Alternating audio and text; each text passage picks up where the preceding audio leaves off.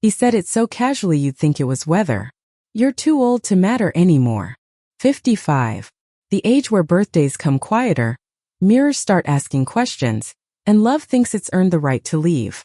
But what he didn't know was this: long before he met me, long before he learned my name, my parents had been preparing a secret. One that patience turned into power. There are mornings that still remember how soft youth once was. The ones where the light hits your face a little too kindly, pretending nothing has changed. That's how the morning began, coffee warm, robe tied, the smell of toast brushing through the kitchen. The world didn't announce that it was about to end. It rarely does. Her name is Margaret Hale, 55, a school counselor by trade, a quiet miracle by endurance. For 30 years, she had walked children through storms they didn't have words for. She'd watched them cry over grades, over bruises, over parents who forgot how to love. She'd tell them the same thing every time: you matter, even when someone forgets to tell you so. Funny how the advice we give others becomes the hardest thing to believe in ourselves. Her husband, Robert, was 61, a man who wore midlife like it was an achievement. He still lifted weights on Saturdays and smiled too long at his reflection in tinted gym mirrors. When they first met, he'd said she was calm in a world that worships noise. But calm, it turns out, isn't fashionable forever. They'd built a decent life together. A modest home with creaking floors and walls that smelled faintly of lavender polish. A car that rattled on left turns. A garden that refused to grow tomatoes no matter how many summers begged it to. Ordinary, yes, but steady. Then came the promotion, not hers, his. The kind that changes everything quietly at first. New colleagues. Younger. Sharper laughter. Softer skin. Margaret noticed the scent on his shirt one night, perfume with citrus and nerves. He said it was from a coworker's farewell hug. She wanted to believe him, the way you want to believe that cracks in a vase are just decoration. But denial has an expiration date. 2 weeks later, while clearing dishes after dinner, he said it. No build-up. No tremor. Just truth disguised as cruelty. You're too old to matter anymore, Margaret. I need someone who makes me feel young again. The words didn't echo. They sank. Deep and heavy. She didn't throw the plate. Didn't scream. Just stood there, her hands dripping soap and disbelief. The clock ticked louder than her heartbeat. He moved out the next day, suitcase, silence, cologne, all leaving together. Neighbors pretended not to notice. They always do. Margaret didn't cry that morning. Not because she was strong, but because her body hadn't yet remembered how to. Pain is polite at first. It waits for the evening. When night came, the house expanded with emptiness. The couch became an ocean. The photos on the mantel looked like witnesses. She sat beneath the old reading lamp her parents had gifted her when she turned 21, the one that still hummed when you switched it on. That night, she opened it for the first time in years. Inside, a thin envelope. Yellowed, brittle, her father's handwriting still neat despite time. She didn't remember putting it there. It read, "For when the world forgets your worth." Inside, a folded paper and a single key. The kettle clicked off in the background, but she didn't move. The sound of her heartbeat filled the quiet like a metronome keeping time for memory. Her parents had always been simple people, her mother a seamstress, her father a mailman. They believed in effort, not extravagance. Every Sunday after church, they'd walk to the small post office at the edge of town. She used to think it was for his work. Turns out it was for something else. She turned the key in her hand. Tiny brass, worn smooth by decades. There was an address written on the folded note. First Federal, Box 1234. For a long time she just stared at it. She didn't understand yet that she was holding not just a key, but the beginning of a revelation planted decades before, a quiet investment made by love, not greed. When her father passed, he'd left her only one message at the funeral: value doesn't vanish, it matures in silence. She hadn't understood it then. But now at 55, forgotten by a man she'd once made her world, she was about to find out exactly what he meant. She placed the note beside her tea, looked at the lamp that had been humming through generations and whispered, "All right, Dad. Let's see what you were keeping for me." Morning arrived with that steady kind of gray that refuses to choose between hope and resignation. Margaret folded the small brass key into her palm, as if warmth could coax more answers from the metal. She moved through the house like a person walking inside a photograph that used to contain other people. The lamp her parents gifted her still hummed, The drawer still held the envelope. The note still named an address that waited like an appointment with the past. Outside, early traffic threaded its tired way down the street, and a sparrow practiced courage on the lip of the rain gutter. She had the sensation of standing on a shoreline where a tide had gone out and left behind a shape under the sand. All she had to do was dig. She dressed with that quiet care the newly abandoned learn. Nothing flamboyant, only clothes that do not argue with the day. A cardigan that remembered a softer decade. Shoes with soles that knew where the cracks in the sidewalk were. On the table near the door she set her wallet, the note, and the key in a row like the beginning of a sentence. Her hands hesitated above them. It occurred to her that keys are a test of trust. You can hold one for years and never use it until you believe the door wants to open. The bank stood on the corner of a block where the town had been practicing prosperity since before she was born. First Federal had been renamed twice since her father's mailbag days, but the bones of the building had remained faithful: marble columns, brass handles that warmed instantly to touch, tall windows that admitted weather the way a church admits light. For a long moment Margaret watched people move in and out, each carrying private arithmetic on their faces. Bills, mortgages, questions, hopes.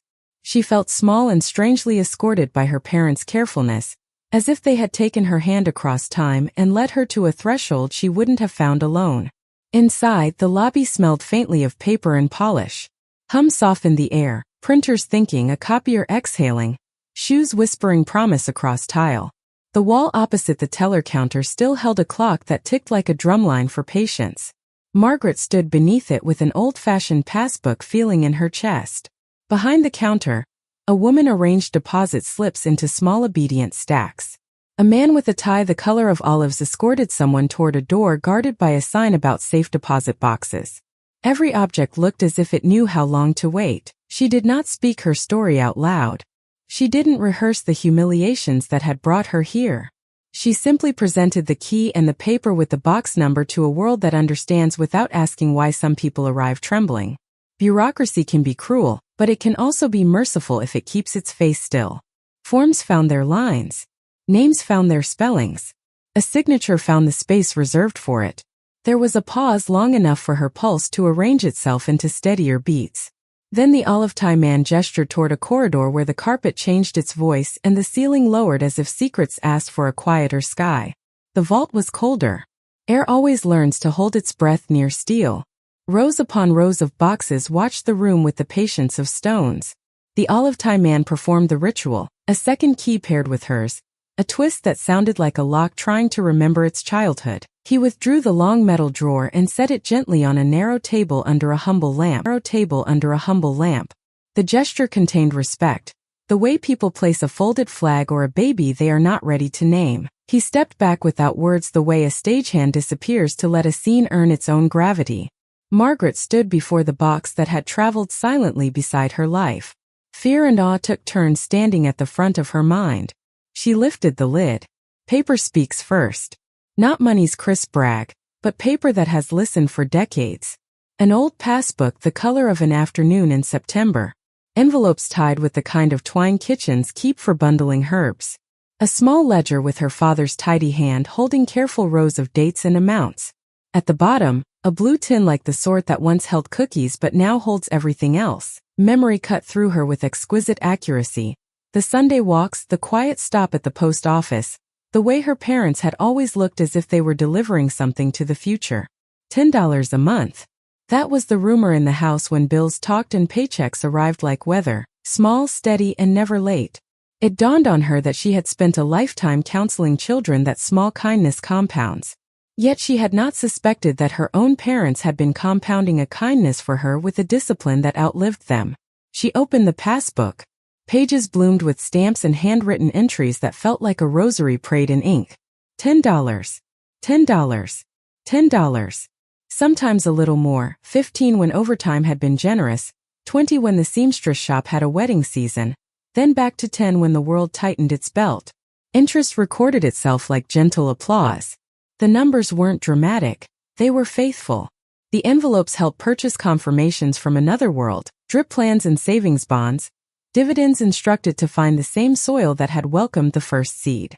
There were clippings of companies that had survived the sort of winter's economies used to test who deserves spring.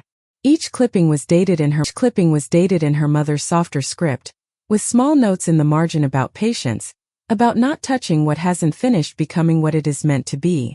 The ledger translated life into a math that privileged endurance. On one page, a note in her father's block letters explained the rule that governed everything. When a dollar arrives, it must decide who it will become, consumed, stored, or planted. They had chosen planted, again and again, while she had been busy learning to spell her name and later stitching other people's frayed mornings together at school. Beneath the papers rested the blue tin. The lid resisted as if it had grown comfortable inside its own secrecy. She eased it open. Inside lay small objects that carry weight disproportionate to their size. The button from a winter coat she'd worn on the day she graduated college, a ribbon from the lamp's original box, a Polaroid of her as a child holding a dandelion like it was a microphone. There were also letters, not the kind written to be mailed, but the kind written to be found when a day finally required them. The top letter was dated the summer after she'd turned 18, folded with the reverence of someone sending their heart across an ocean. The words did what good words always do. They lifted a room ceiling without moving a single beam. Her father's voice traveled through the paper to the part of her that had wanted to vanish since the sentence at the sink. He wrote about the day she was born and the decision he and her mother made to never let the world measure her by anything that rusts, rots, or runs away. He wrote about $10 the way a farmer writes about rain, modest, miraculous, and uninterested in applause. He admitted how often the money had begged to be used for immediate fires, and how often they had chosen to feed a future instead. He named the account their private orchard. He wrote that even orchards need storms to strengthen their roots. He promised that if she ever arrived at this box because someone had told her she was too old to matter, the orchard would answer in a language louder than insult. She could feel her heartbeat in the pads of her fingers. There was a tug of war happening in her. The part that wanted to run out of the vault and the part that needed to sit longer and let every line settle. She chose to stay. She studied the passbook again, turning pages as if turning seasons, each entry a small testament to the dignity of repetition. A later section documented transfers as banks were renamed, products rebranded, interest rates lost their arrogance and learned humility again. The end of the book carried a neat summary that translated decades of patience into a number with its own gravity and hush. She did not need to memorize the figure. The feeling memorized her. It would have been easy to collapse into calculation, to let adrenaline spend itself on fantasies of proving someone wrong. But Margaret understood, perhaps more deeply than she had in years, that this was not about revenge. This was about returning to herself and discovering that she had been quietly expected all along. The orchard had ripened not to humiliate a man who preferred mirrors to memories, but to feed a woman who had been telling children that they mattered while forgetting how to keep a portion of that truth for herself. The olive-tie man returned with the respectful silence professionals learn when they escort people out of personal earthquakes. He guided the drawer back into its mouth in the wall, wrote down the names of accounts that would require her presence in an office with softer chairs, and handed her a simple card with a time to return. Bureaucracy had become a gentle bridge. She crossed it without stumbling. Outside, noon had quietly claimed the sky. People hurried past with paper cups and lives to keep from unraveling. Margaret stepped into the light as if into a different decade. On the sidewalk she did not feel rich. She felt correctly weighted, as if a scale with her name on it had been reset to truth. The note in her father's letters about orchards returned, and the street trees along the avenue suddenly looked like conspirators who had been holding their breath until she figured it out. She did not go home. Home had become a classroom for grief, and sometimes classrooms need substitutes. She walked instead to the park where the city keeps a small lake and a bench that remembers her mother's lunches. She sat with her hands folded in that posture her parents had used when they were done speaking and were ready to listen. Wind moved through the reeds, patient as a lullaby. She allowed herself to imagine the long arithmetic of $10 becoming seasons, seasons becoming branches, branches braided into a canopy that could shelter the woman she was becoming after the sentence at the sink. She permitted a strange emotion to stand up, gratitude braided with grief. Gratitude for hands that kept pouring a small portion forward. Grief that those hands were gone and could not be held while the revelation landed. Memory wandered as it likes to do when a threshold has been crossed. She saw her mother's sewing table with its tidy avalanche of fabric. She saw her father's mail satchel slumped by the door at the end of long routes. She heard the hum of the lamp, the click of the kettle, the whisper of stamps meeting paper. She understood that love often hides in repetition because repetition is where time lives. All those years when she thought she had nothing but enough, she had in fact been living in a house with a secret basement of abundance waiting for the day a roof collapsed. Back at the bank that afternoon, she entered an office where the carpet absorbed footfall and the art attempted calm. The advisor assigned to shepherd accounts like hers spoke in the language of continuity, which sounded to Margaret like kindness that had attended night school and earned a certificate. There were statements to consolidate, holdings to map, old products to be thanked and converted into new versions of themselves. The account had grown in several places. Savings bonds sleeping like good dogs under a bed, dividend plans that had learned to feed on their own output, a mutual fund that had outlived 2 recessions and developed a personality. Steady, stubborn, uninterested in panic. Steady, stubborn, uninterested in panic. She listened not as a novice in money, but as a veteran of endurance. The advisor explained that small, regular contributions invest in 2 assets at once, what is bought and who the buyer becomes. Margaret understood instinctively.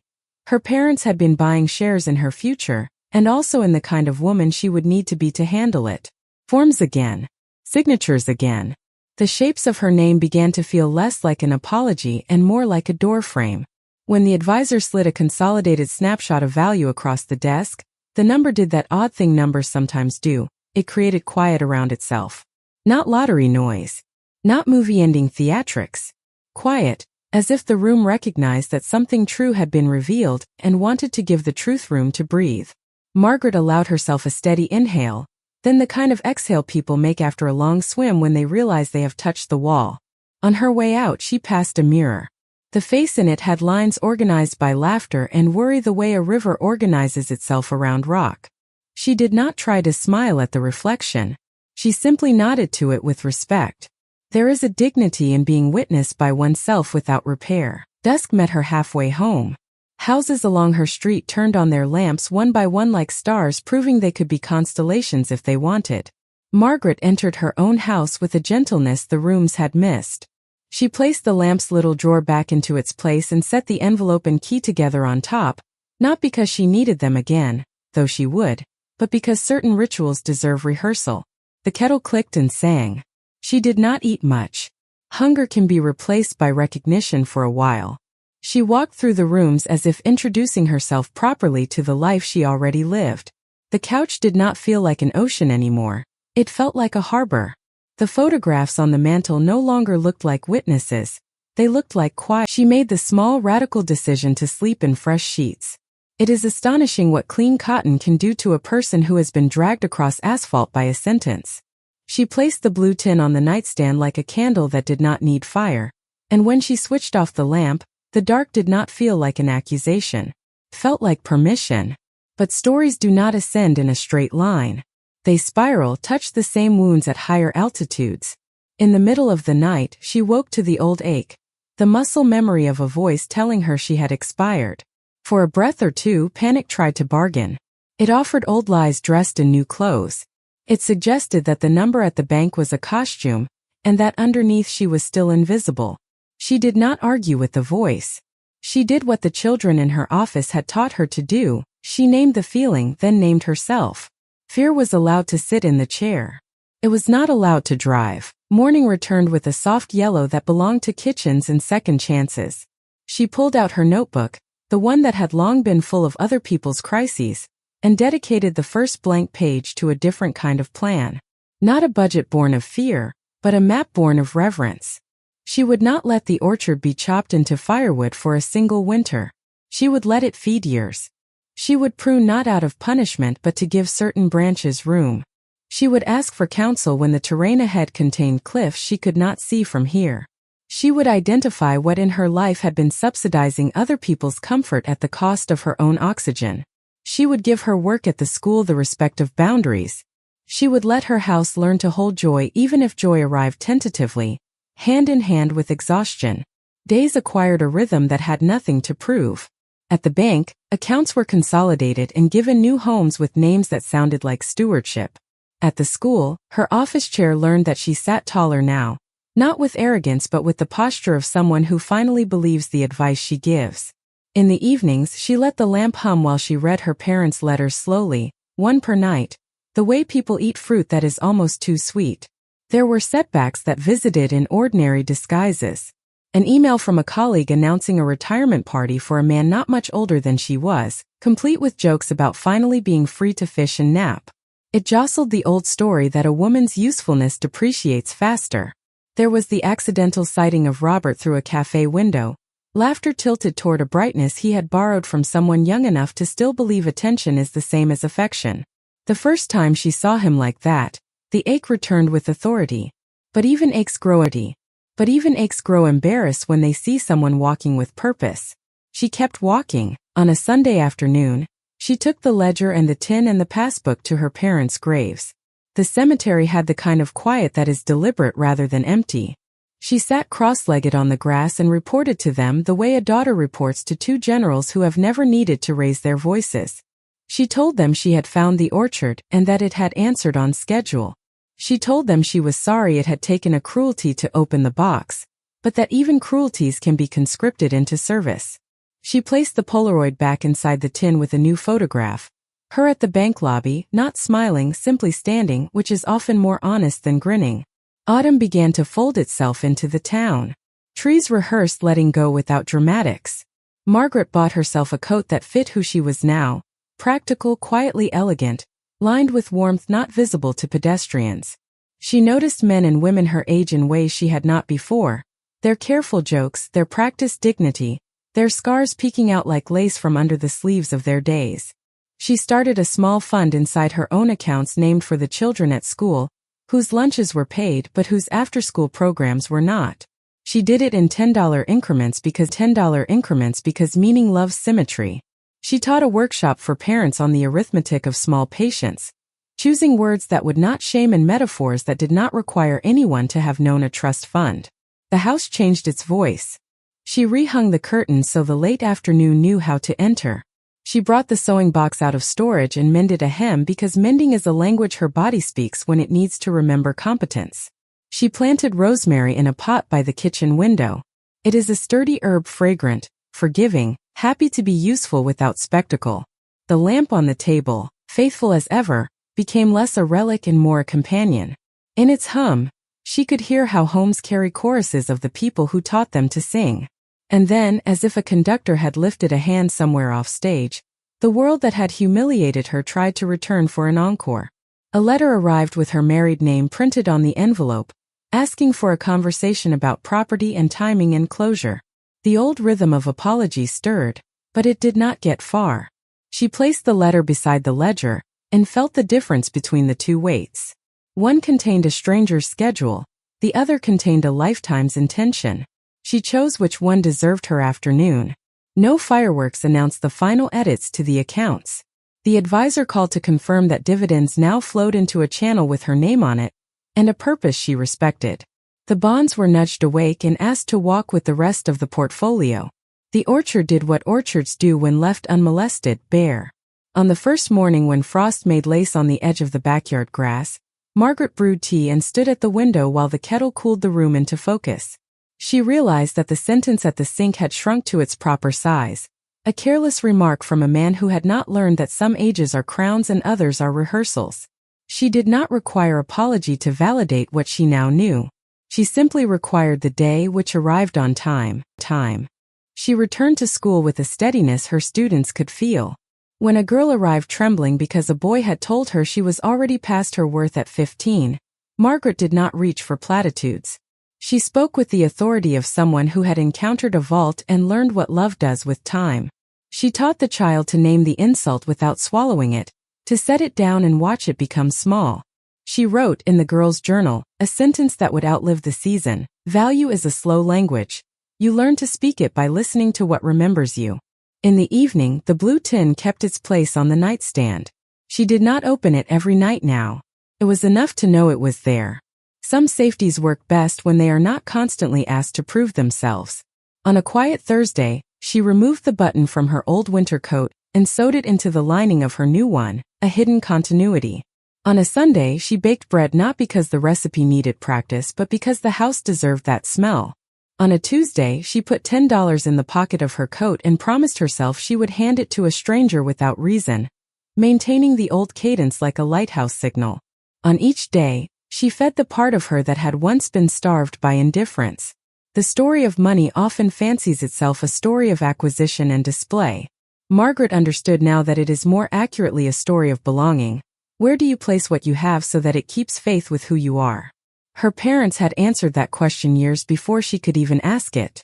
They had declared with $10 a month that she belonged to a lineage of people who choose seed over spectacle. She felt the relief of inheritance without the noise of entitlement. She felt the permission to walk into any room at her age and let silence be her evidence. By winter's first real snow, the house no longer echoed. It resonated. The lamp's hum became a bass note, the kettle a melody, the pages of the ledger a rhythm section tapping time softly. She began to think again about the tomatoes that had refused her for so many summers. She smiled at the memory of stubborn vines and considered trying again in spring, not because success would make a good story, but because trying is a form of respect. She did not wait for anyone to return and declare her valuable. She did not danger herself with performative triumph. She let ordinary days do what they do when they are allowed to be holy, accumulate. She took stock of nothing except whether her words to the children matched the words she now used on herself. Most days they did.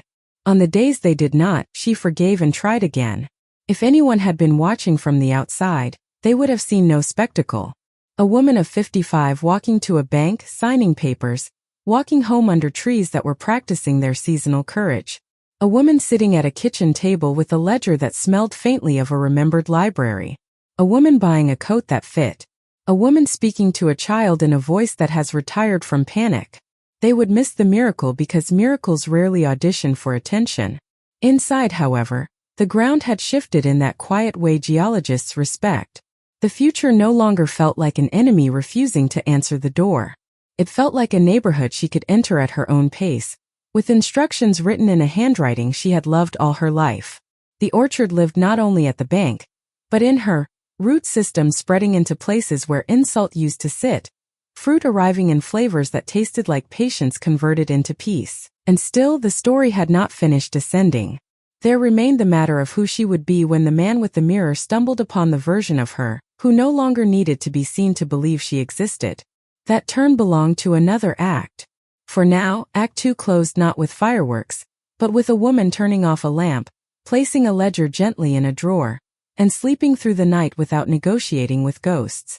There is a point on every hill where ascent stops feeling brave and starts feeling foolish. Margaret found that edge on a Tuesday, when the envelope with her married name arrived again, heavier than postage could reasonably explain. She had sorted her accounts, honored the orchard, stitched the old button into the lining of her new coat, and taught children to speak to themselves with the mercy she had learned at last. And still the letter returned, its cadence a metronome for a past unwilling to concede the tempo. The words inside were polite and precise, the way formal instruments of undoing often are. A request, then a demand, then a schedule, mediation, valuation, a review of assets, a discussion of equitable division that did not once mention the arithmetic of kindness. The property where she lived, the creaking floors, the lavender polish, the stubborn garden, stood on a line item like anything else with walls. It had once been a marriage's center of gravity. Now it was a chessboard square. The letter's tone assumed she would understand that some lives must be folded to fit into other people's plans. Conflict rarely announces itself with lightning. More often it enters as paperwork. She placed the letter beside the ledger. Each object carried a different weight, one heavy with insistence, the other dense with intention. She recognized the old reflex, the one that reached for apology like a coat perpetually near the door. She let the reflex approach, watched it like a bird that had forgotten how to migrate, and then opened a different door. She would not let a room organized by her parents' patience be rearranged by a stranger's urgency. Still she could feel the climb steepen.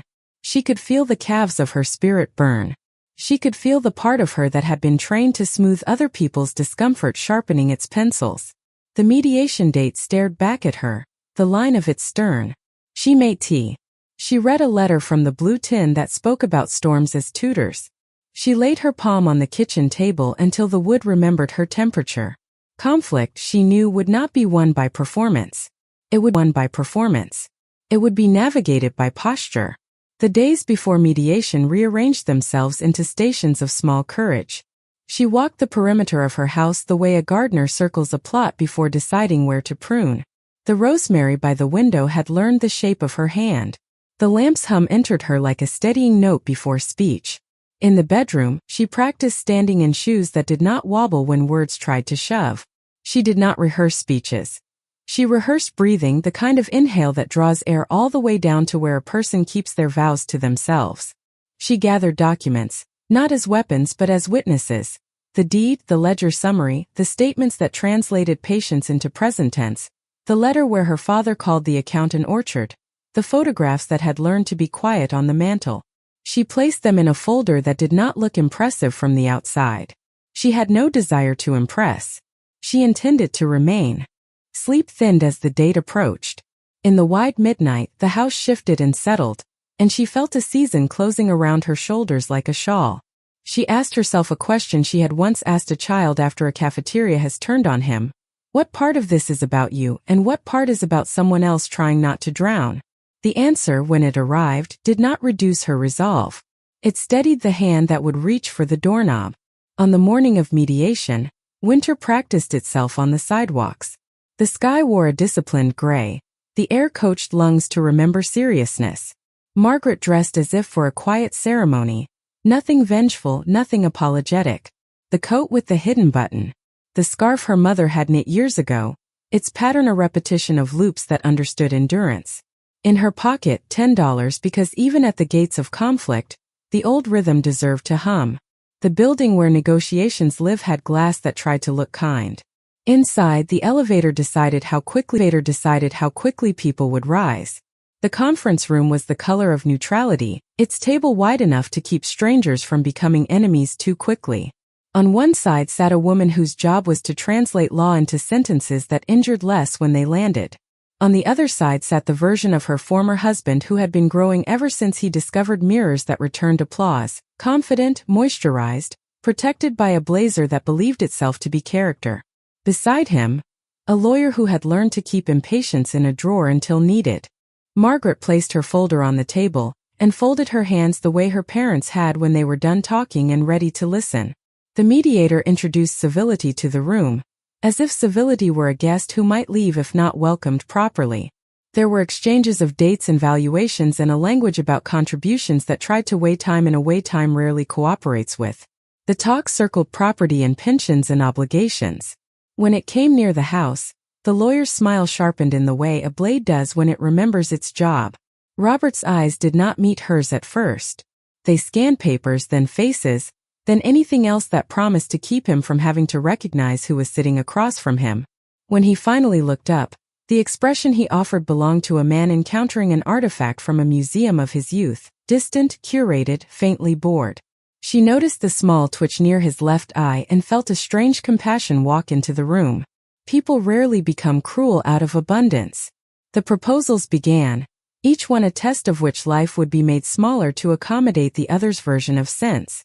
Margaret listened the way a stone listens to river talk, not unmoved, just unwilling to be rearranged by a current that isn't truth. She spoke when it was her turn. Her voice had the music of someone who has walked a long grade without holding her breath. She described the house without romance. Floors that creak honest, a kitchen seasoned by decades of ordinary holiness, a garden that has taught her to love even the stubborn things. She did not beg to keep it. She declared that she belonged there. She used the word belong the way a locksmith uses the word fit. The mediator marked the word and wrote around it with care. The lawyer adjusted his cuff, a gesture that often follows a strategy. He brought up market value, comp tables, the efficiencies of sale. Robert added, almost casually, that at their age downsizing made sense. There it was again, the age he tried to make into an argument. Margaret let the sentence land and shrink as air does when a door opens. She asked for a pause. It was granted. She stepped into the hallway where carpet swallowed footsteps and a window framed a piece of wintered tree. She took the letter from the blue tin, the one where her father had written about storms and roots, and let her eyes find the line that always steadied her spine. When $1 arrives, it must decide who it will become. Conflict, she realized, is also a kind of currency. Back in the room, she placed the ledger summary on the table, not for spectacle, not as a shove, but as a witness called to speak. She explained that while the house had been a marriage's address, the orchard had been a love's discipline. It existed apart from vows that were not kept, apart from age that had become a weapon in the wrong mouth. She did not reveal numbers. She revealed only that she had been provisioned by a patient that asked nothing from this table. Therefore, she would not sell the kitchen where kindness lived to settle a math problem that was no longer hers. Something in the room's temperature changed. The mediator recognized truth when it behaved itself. The lawyer's arguments practiced a new posture and decided to sit. Robert's face performed irritation and then, for a brief second, something that looked like fear's older brother. Margaret didn't savor it. She knew that victories paraded too loudly go sour by morning. The terms moved, a slow choreography. Retirement accounts divided with arithmetic rather than anger. Debts assigned to the names that had created them. Timelines adjusted to accommodate the fact that hearts do not recover on the schedule of filings. The house remained where it had always been. She remained there too. Climax doesn't always arrive with volume. Sometimes it enters as a signature that returns a person to their name. When the last page reached her, Margaret signed without tremor. A room that had expected spectacle received instead a lesson in posture. She thanked the mediator. She nodded to the lawyer as one nods to a weather system that has decided to move on. She looked at the man who had once eaten toast in her kitchen and said nothing aloud. Inside, she told the truth. You cannot afford me because you do not know the currency. Conflict rarely ends at the conference table. It dissipates slowly, like fog that becomes air again only after the sun has convinced it. In the weeks that followed, Margaret observed the weather of her days. She noticed where anger tried to set up a permanent shop and invited it to keep walking. She noticed where relief tried to become giddiness and asked it to sit down and drink water. She honored fatigue with early nights. She honored bravery with a walk every morning where she let winter tell her what to do with hands and jaw and shoulders. The children at school sensed some migration had occurred. They did not ask for details. Children rarely do unless adults have trained them to. They brought her problems with the same urgency as before, math that refused to behave, friendships littered with misheard words, a home where a parent had disappeared into a bottle, and the other parent had disappeared into 2 jobs. She listened with a new kind of stamina. Where once she might have leaned toward rescuing, she now leaned toward returning. Each child to their own center of weight, each one to the small orchard they could start with 5 minutes of breathing and a sentence that remembered their name. There were fresh provocations too, as if the universe had decided to test the calibration of her compass. A rumor reached her that Robert's new brightness had already begun to dim under the ordinary weather of bills and expectations. She let the rumor keep going. Another envelope arrived from a charity he favored, asking for a joint donation in the old style. She wrote a check in a different amount in her own name, to an organization that keeps electricity on in houses where children are trying to learn to sleep. She did not send a copy. Not all conflict came from the past. A colleague hinted, kindly as people say, at her nearing retirement, using the phrase "make room for the next generation," like it was a pillow offered at nap time. Margaret smiled in a way that did not apologize and informed the room that she makes room every day for the next generation. It is her job. When the time comes to leave this chair, she would not do it because someone else's calendar asked nicely. She would know because the work itself would return her thanks and say, "We can finish from here." She continued to cultivate the orchard with seriousness. The accounts did not become a theater, they became infrastructure. Dividends arrived with the ceremony of rain. She reinvested where reinvesting taught her to be elongated, and she harvested where harvesting taught her to be generous. She created a small foundation that had no need for her name in its title, one that funded the kinds of quiet emergencies that sink a month before it has a chance to swim: a bus pass, a pair of work boots, a crib that does not squeak like worry every time a baby breathes. $10 at a time. Then more when more made sense, she leaned into the symmetry of how she had been grown. Conflict, having failed to unhouse her, tried one last posture. It came disguised as a chance to gloat. She crossed paths with the young woman, By accident or by choreography, who could say? At a grocery store where fruit wore winter's prices. The girl was even younger up close than the idea of her had been. Lipstick trying to be older. Eyes ignoring their own tremble. The cart held asparagus and a brand of sparkling water that sells the dream of an easier throat. Their wheels nearly collided near the oranges. For a heartbeat, the old script tried to speak. It offered a series of lines whose only verbs were outshine and punish. Margaret took the script gently from its hand and folded it into an airplane. She met the girl's eyes and saw the vacancy that follows flattery when the bill arrives. She did not say that she kept the house. She did not say that orchards answer better than mirrors. She said, in a voice that had walked through vaults and paperwork and long nights, "Take care of yourself." The girl's relief was immediate and heartbreaking, the way a person's shoulders tell the truth before their mouth does. Margaret picked 3 oranges, heavy good, and placed them in the girl's cart. Then she left because conflict cannot feed on what is not offered to it. Climax, finally, visited in a gentler costume than she had imagined months earlier. It arrived on a spring Saturday when the soil remembered how to be soft. She carried seedlings into the stubborn garden that had rejected tomatoes for years. She decided to plant them again. Not because she needed to win, but because she now understood that a no repeated long enough can become a yes if respect is patient.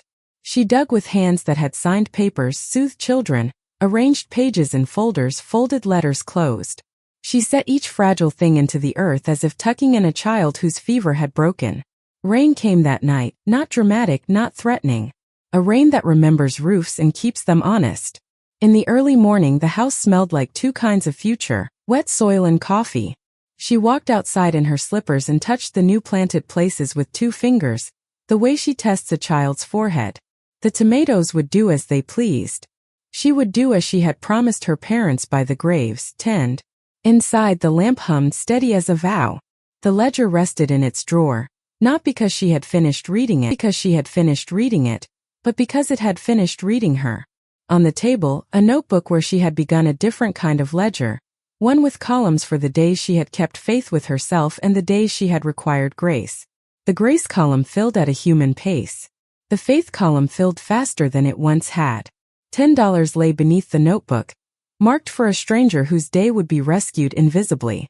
The phone rang, an unfamiliar number with the area code of a magazine that likes lists of things that pretend to measure worth. She let it go to voicemail. Later, listening, she heard a bright young voice requesting an interview about late life wealth. The phrase made her smile. Late life is what clocks say when they forget they are also calendars. Wealth is what numbers say when they forget they are also stories. She poured tea and erased the message. Some orchards are not for aerial shots. And then, as if directed by the same invisible hand that had always timed the kettle's click to her breath, a child's knock came at her door, hesitant, rehearsed. She opened to find a student from the school standing with a folded piece of paper, shaking as if weather had been practicing on small shoulders all winter. The child offered the paper like a key. Inside, a drawing, 3 figures under a sun too large for the sky, a word written with letters learning to trust themselves. Matter. Margaret felt her eyes become the kind of well people do not throw coins into. She set the drawing on the table beside the ledger and understood that Act 3 had brought her to the mercy at its center.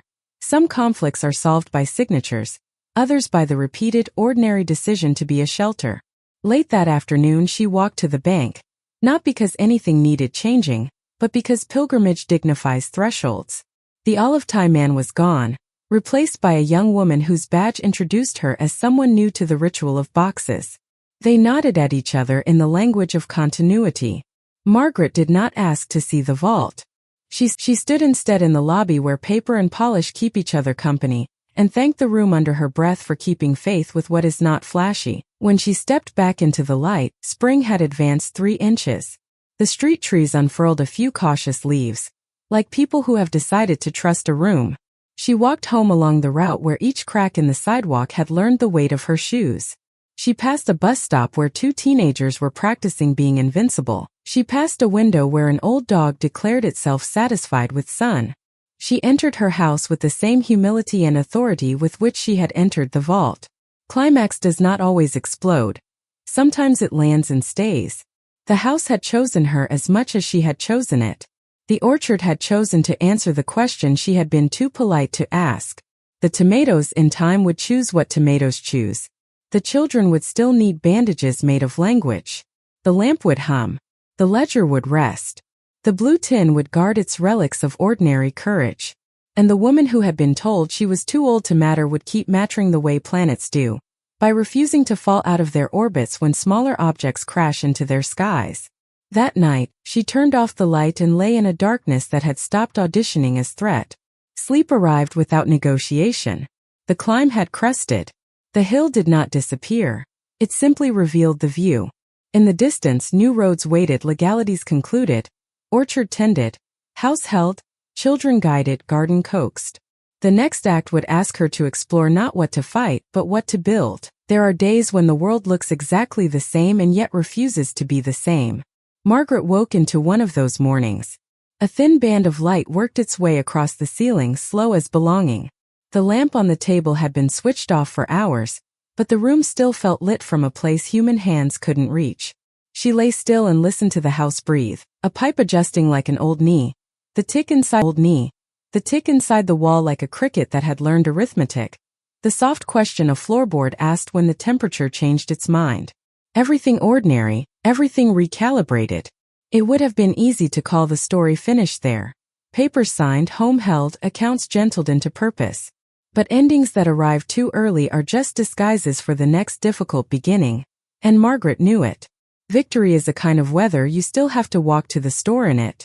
The store this time was not a place you can find on a map. It began with a phone call from the principal, voice threaded with the weary politeness of public servants, who know every sentence must perform 3 duties at once. There would be budget cuts. There would be reductions in force. A phrase that arranges devastation into business casual. A district initiative to reimagine student services would consolidate counseling across 3 schools. The math didn't say her name, but the math often lets others do the naming. She hung up, placed the receiver on the kitchen counter as if it needed rest, and stood very still. Age had been used on her once already. She could feel its shadow reach for another tool. For a moment the old flinch returned, the posture of a person who prepares to apologize for taking up their rightful square of floor. She did not banish the flinch. She let it pass through her, as moonlight passes through a glass of water and becomes drinkable. Work had healed her even as she did it. The chair in her office had learned the curve of her spine. The window had learned which cloud shapes kept students talking. She could not imagine leaving without being asked by something more legitimate than a spreadsheet. But she also had no appetite for a fight that reduced children to numbers and elders to line items. She would not shout, she would plant. She began by walking. The town was practicing spring's first sentences, its branches testing vowels. She passed the post office and thought of her father's satchel, the way leather remembers the shoulder it served. On impulse she went inside. The air smelled like paper that had places to go. A clerk with hair pulled back into a bun that meant business looked up and smiled in the way small towns keep the lights on in their faces. Margaret asked if box 1234 still lived in the back wall. It did. She asked if anyone had ever left instructions attached to it for future decades. The clerk's smile turned into the expression people wear when their day has just grown a page. There was, it turned out, a note attached to the box's history, pre-digital, written in a tidy hand that had been trained by forms and letters, instructing that if the holder of box 1234 ever inquired further, the post office should release a sealed envelope from a small fireproof file marked with her father's initials. The clerk disappeared into that sanctum with the solemnity of stagehands. She returned with an envelope that looked like the kind a person chooses when they intend to behave respectfully toward time. The outside simply said, "For when the road splits but does not end." No stamp. No address. Just a sentence sturdy enough to hold her weight. On the bench outside she opened it. Inside was a single sheet, her mother's script this time rounder, more forgiving. The letter did not tell her what to do. Her mother had always mistrusted advice that tried to wear certainty like a crown. Instead, it told a story about the year she had nearly quit the seamstress shop because a new manager had decided to make room for fresh hands. She had stood outside, tears evaporating in wind that was busy with everyone's business, and an old woman had touched her sleeve and said, "Fresh hands do not know your stitches yet. Teach them. Then decide if you're finished." Her mother had stayed 3 more years not because pride demanded it, but because dignity did. The letter ended with 7 words Margaret read aloud to the street because they weighed less when spoken. Leave only when you are done teaching. The decision settled into her like bread settling into a bowl. She would not fight the district's algorithms with algorithms of her own. She would build something they could not close, a circle around the children that did not require a line item for admission. She would teach until the work itself said thank you and handed her her coat. At school, she asked for a meeting not with the board but with the custodians. They are the historians of buildings. They know which back stair keeps secrets, which radiator sings before it fails, which classrooms have windows that never quite learn their hinges. They met in the supply room where lemons and ammonia invent a brief country together. She told them she hoped to use one classroom after hours for small circles, grief, money, anger, the sort of subjects that roam hallways untaught. She asked if they would mind unlocking a door at 4 and locking it again at 6. They looked at one another with the pleasure of being asked for what they could give. The oldest among them, a man whose hands had learned every handle in 3 schools, nodded. "We'll keep your light on," he said. And in that sentence an institution happened without a memo. The first circle was 3 girls and a boy whose eyes had learned to check the ceiling before tears fell. They sat on chairs that had served 100 lower backs. Margaret did not come with a curriculum. She came with a ledger she kept for listening. She told the truth about being told she was too old to matter, and the vault where patients argued otherwise. She did not discuss numbers. She discussed stitches, what holds when the garment is tugged. The boy asked if he could bring his little sister next time even though she wasn't in the school. Margaret said rules are for keeping people safe. If a rule keeps someone small, rewrite it. Word traveled the way truth likes to travel, quietly, efficiently, without chasing applause. By the 3rd week, the circle needed a second ring. A mother asked shyly if she could sit too and just listen from the back. A grandfather came and fixed the wobble on chair 3 with a coin and a laugh. Someone brought oranges, then someone else brought tea. When the custodian with the oldest hands passed by at 6, he lingered and listened, then switched off the hallway lights like a stage manager who knows when a scene ends. The district could not cut what it did not own. The budget meeting came and went, phrases arranged to make inevitability sound like science. There would be consolidations. There would be a new schedule. There would be transportation vouchers for students forced to take 2 buses to talk to the only adult who could hear them through their noise. Margaret attended, sat near the back with the parents who had learned not to expect their names to be spoken, and made no speech. The circles themselves were her rebuttal. Silence, however, can escalate too. It can become a whiteness that blinds. The escalation arrived as a girl who did not show up for 2 weeks and then arrived without her winter coat in April because she had given it to her little brother when he cried for a night straight from a cold that still pretended to be a season. On the 2nd day, the girl sat in the circle and said nothing, and when it was over, Margaret handed her the $10 she carried like a ritual and said, "This is not charity. This is a note, and it says, 'You matter and dinner does too.'" The girl nodded with the solemnity of a person who has learned to inventory every kindness before accepting it. The next day, a second girl asked if the $10 came with rules. "Only one," Margaret said. "Use it to be less afraid." She did not become a savior. She refused the costume. She became a faucet that knew how to turn on. She spoke to the advisor at the bank and created a spigot in the orchard that could feed the circles without drawing attention to the orchard. The account manager suggested a charitable trust. She suggested a basket under the table with an envelope that said simply "for later." Bureaucracy frowned. She smiled the way a person smiles at a friend who always orders dessert but never finishes it. They compromised. A small fund with a silent purpose, paperwork that washed its hands, a basket that did not advertise itself but never remained empty. Escalation is not only need, it is also the courage of those who answer it. One Thursday, a boy came who had not spoken a full sentence in any class for a month. When he finally opened his mouth, what came out was not words but a sound like a river slipping its banks. He covered his face, ashamed of the noise grief makes when it finally finds air. Margaret did not hand him tissues right away. She knew that could be read as stop. She let the sound find its end. When it did, she put a box in front of him like a person sliding a pitcher across a counter to a friend who has already found the glass. He returned the next week with a folded page, a ledger he had drawn in pencil, 2 columns, hurt and helped. Under hurt he had written Dad left again, and Coach said I was too small. Under helped, he had written Mrs. H's room smelled like oranges, and someone sat on the floor next to my chair even though there were chairs. Margaret did not take the paper from him. She asked if he wanted to read it to the room. He nodded. Each time he said a line under hurt, the room hummed once, a low note. Each time he said a line under helped, the room hummed twice. Children understand liturgy when adults don't try to make it fancy. Outside the circle, escalation demanded other forms.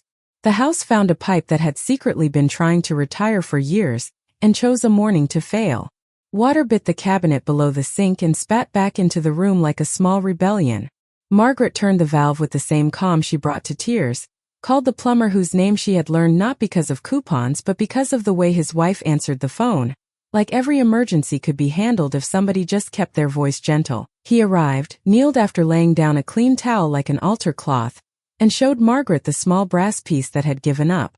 "It's always the quiet parts," he said, and laughed in a way that refused to be mean about truth. He replaced it. She paid without flinching because money used for mending is not spent. It is invited to become a bridge.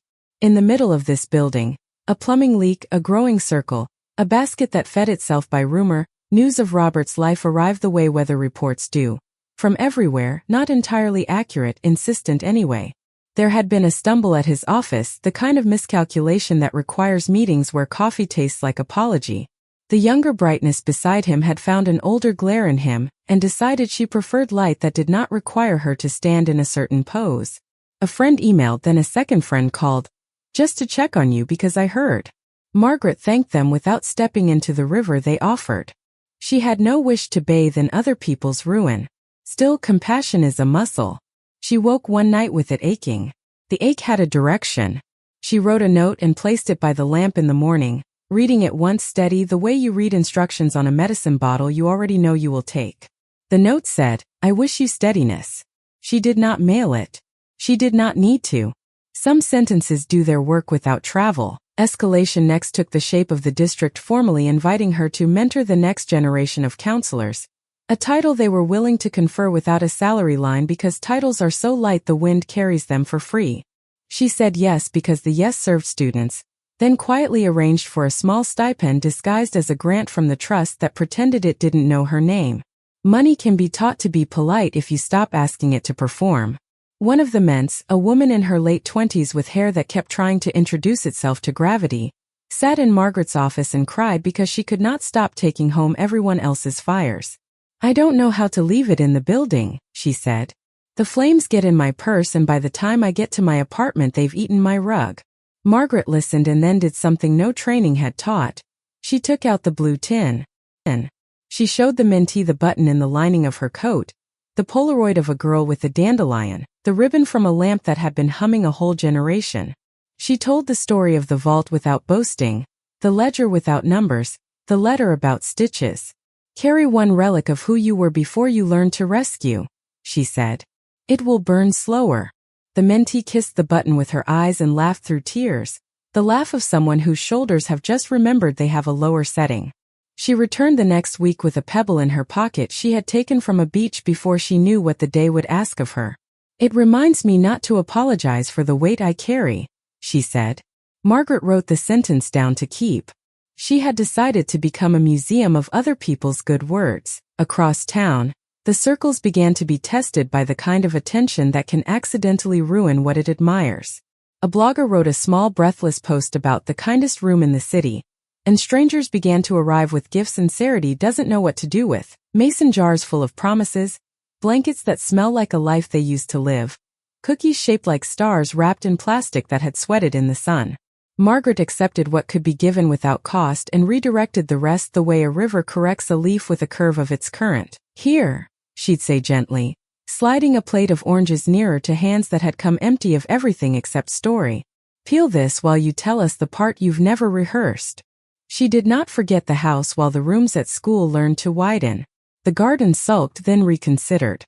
The tomato vines stretched the way teenagers stretch when they're finally taller than the doorway they love to measure themselves against.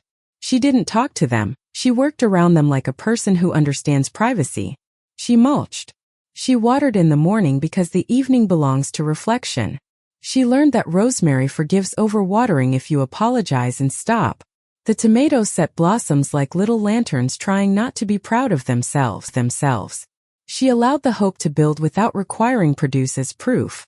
In June, the post office clerk with the business bun found her at the market and said she had stumbled across an old ledger of rentals when cleaning a cabinet that had quietly held an entire century. Inside it, a photo of Margaret's father as a young man, sorting mail on a stool that had been welded into new legs 3 times, grinning at the camera with that expression men wear when they have not yet learned what will be asked of them and think they are ready for all of it. On the back, his handwriting, "The day I rented box 1234. $10 and a promise." Margaret bought the clerk peaches as a finder's fee. The clerk objected. Margaret insisted. Peaches, like gratitude, travel best when you do not set them down to argue. Escalation found another register in midsummer, when the district's consolidation plan began to fray under the weight of bus schedules and children who do not travel like paperclips in tidy cups. Parents complained. Numbers sulked. The board blinked. A superintendent with a fondness for beige summoned Margaret to a meeting. He had the look of a man who had just spent 3 nights trying to teach 19 cats to share 4 chairs. "Your circles," he said, "seem to be stabilizing things." He tried to smile. It looked like a resignation letter written to a concept. "We would like to formalize them. Formalize lives near fossilize on certain maps." Margaret explained in patient syllables that circles breathe because they are not applications, because children do not require appointment times to hurt, because oranges peel better than policy. He nodded, appreciative of philosophy but married to forms. In the end, they compromised. A small budget line that said nothing specific, a memo that misspelled the word informal in a way that accidentally made it more accurate, and a promise that the room key would never be locked in a cabinet that only 3 people had on their rings. She left the meeting carrying both a victory and a shrug. Institutions can escalate or exhale. Today, they had chosen a wheeze that resembled exhaling. It was around that time that the woman who had once chosen Robert's brightness over her own found her way to the circle. She did not introduce herself by that role. She said her name, which was the kind of name you could carve into a tree and it would look like it had always lived there. She sat in the back, hands in her lap, shoulders in that position women use when they are trying to shrink from 2 directions at once. She did not speak the first time. The second time, she stared at the floor and spoke as if describing the weather through glass. "I can't hear my thoughts because his voice is still loud in my head." No one asked who he was. The room hummed. A child slid an orange toward her like an apology for what the world can be. If the story wanted drama, it could have handed Margaret the chance to say a clever thing, a line that would sew up a season. The story wanted truth instead. When the circle ended, Margaret walked beside the young woman down the hall. "They did not mention names," she said. "There is a drawer in my lamp. It hums. When I can't hear myself, I open it and hold a ribbon that has survived everything I've asked it to tie." The young woman closed her eyes and opened them again. "Do you think I will survive?" she asked. "Yes," Margaret said. "And I think you will do more than that." The answer was not thrilling. It was an anchor. At home, tomatoes descended into red the way sunsets do, slowly and then all at once. She picked 3 the first day because she had learned not to take the first for granted. She washed them and set them on a plate. They shone like patience applauding itself. She cut one with the care surgeon's use on good days and tasted what insistence become fruit is like. A laugh leapt out of her mouth without asking permission, the kind that loosens 3 muscles at once. She wrapped 2 tomatoes in a cloth and took them to her parents' graves, set them down and said out loud, "You were right to keep stubborn company. The bank called about a thing only banks notice. A matured bond too old for the current system, requiring her presence in person so that a human could look another human in the eye and confirm that both still existed." She went, not for the money but for the dignity of errands. The lobby greeted her with its specific blend of polish and paper and relief. The new olive tie man had a voice like a bass clarinet and a habit of placing pens in a small ceramic dish as if pens deserved bowls. He explained the options and then, in the polite chatter of people who handle signatures all day, asked if she had plans for the rest of her afternoon. "Tomatoes," she said. He laughed the way men laugh when they do not quite understand which part of a sentence is the joke. She did not explain. She left him to his keyboard and his pens and returned to the part of town where food still grows. Escalation offered one more test because acts that bear that name always do. A pamphlet appeared in her mailbox, expensively printed, advertising a community celebration of achievement, thrown by a committee that had perfected the art of sipping charity like wine. The honorees list included Robert for lifetime contributions to local business. The program, thick as a hymnal, promised photographs and plaques, and a special salute to the partners who made success possible. The word partner had a lot of work to do in that sentence. She almost tossed the pamphlet into the bin with the pizza menus that insist families can be summoned by toppings. But she did not want her peace to be fragile. So she went. Not to haunt, not to witness a fall, not to audition as magnanimous. She went because the circles had taught her that human weather should not be monitored from indoors. The hall wore chandeliers and a carpet patterned to forgive spills. People navigated each other in the pretense of elegance, which is just choreography against crumbs. Robert stood at the front wearing a smile that had practiced 1,000 mirrors. He spoke well, the way a man speaks when he knows sentences have been holding him up for years. He thanked the people a man must thank. He looked briefly in her direction, not because he knew she was there. His eyes skittered off before knowing could happen, but because the room had a corner his gaze visited out of habit. There was a moment when the MC, trying to build a bridge between business and benevolence, invoked the counselors who keep our children on track. Applause. The generic kind. Margaret did not clap louder. She did not stand. She thought of the orange peels and the ledger and the pipe under her sink and the $10 folded in her pocket. She imagined tucking the program into her coat lining beside the button, not as a relic of spite but as an artifact of a language she no longer needed to speak. After, by the door, the young woman with the tree name stood in a dress that had borrowed money to be itself for a night. She met Margaret's eye and did not look away. They did not nod. They did not need to. The girl's mouth formed a word without sound, thank. Margaret returned the other half you. It is a strange education, learning how gratitude can run in two directions at once. When she reached home, the house did not ask how the evening had gone. It was content to be itself. She set the program in a drawer not dedicated to anything else and went out to the garden to sit near the vines as the sky did what skies do when they are finished with a color. She allowed anger to knock. She let it in. She gave it a chair. She did not pour it tea. It complained and then, realizing there would be no refreshments left, she slept. The next week, a letter arrived from the district. Not a threat. Not a warning. An invitation, on paper thinner than decisions deserve, to join a small committee tasked with imagining how the schools could learn from the circles without killing them. She considered the irony and then the opportunity. She said yes with a pencil first, then with a pen. At the first meeting, someone used the phrase scalable compassion. She wrote it down in her notebook with a smile and bones. Then she said, compassion isn't scalable. It's contagious. The room fell quiet in the way rooms do when a sentence fits like a key you didn't know you were carrying. They did not argue with her. They argued with themselves and then changed the subject, which is often the first step toward actual change. During this season, escalation also visited the orchard. Markets hiccuped. Numbers did that arrhythmic knee buckle that sends headlines into spasms.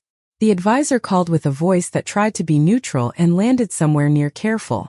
We can shift your allocation if you're uncomfortable, he said.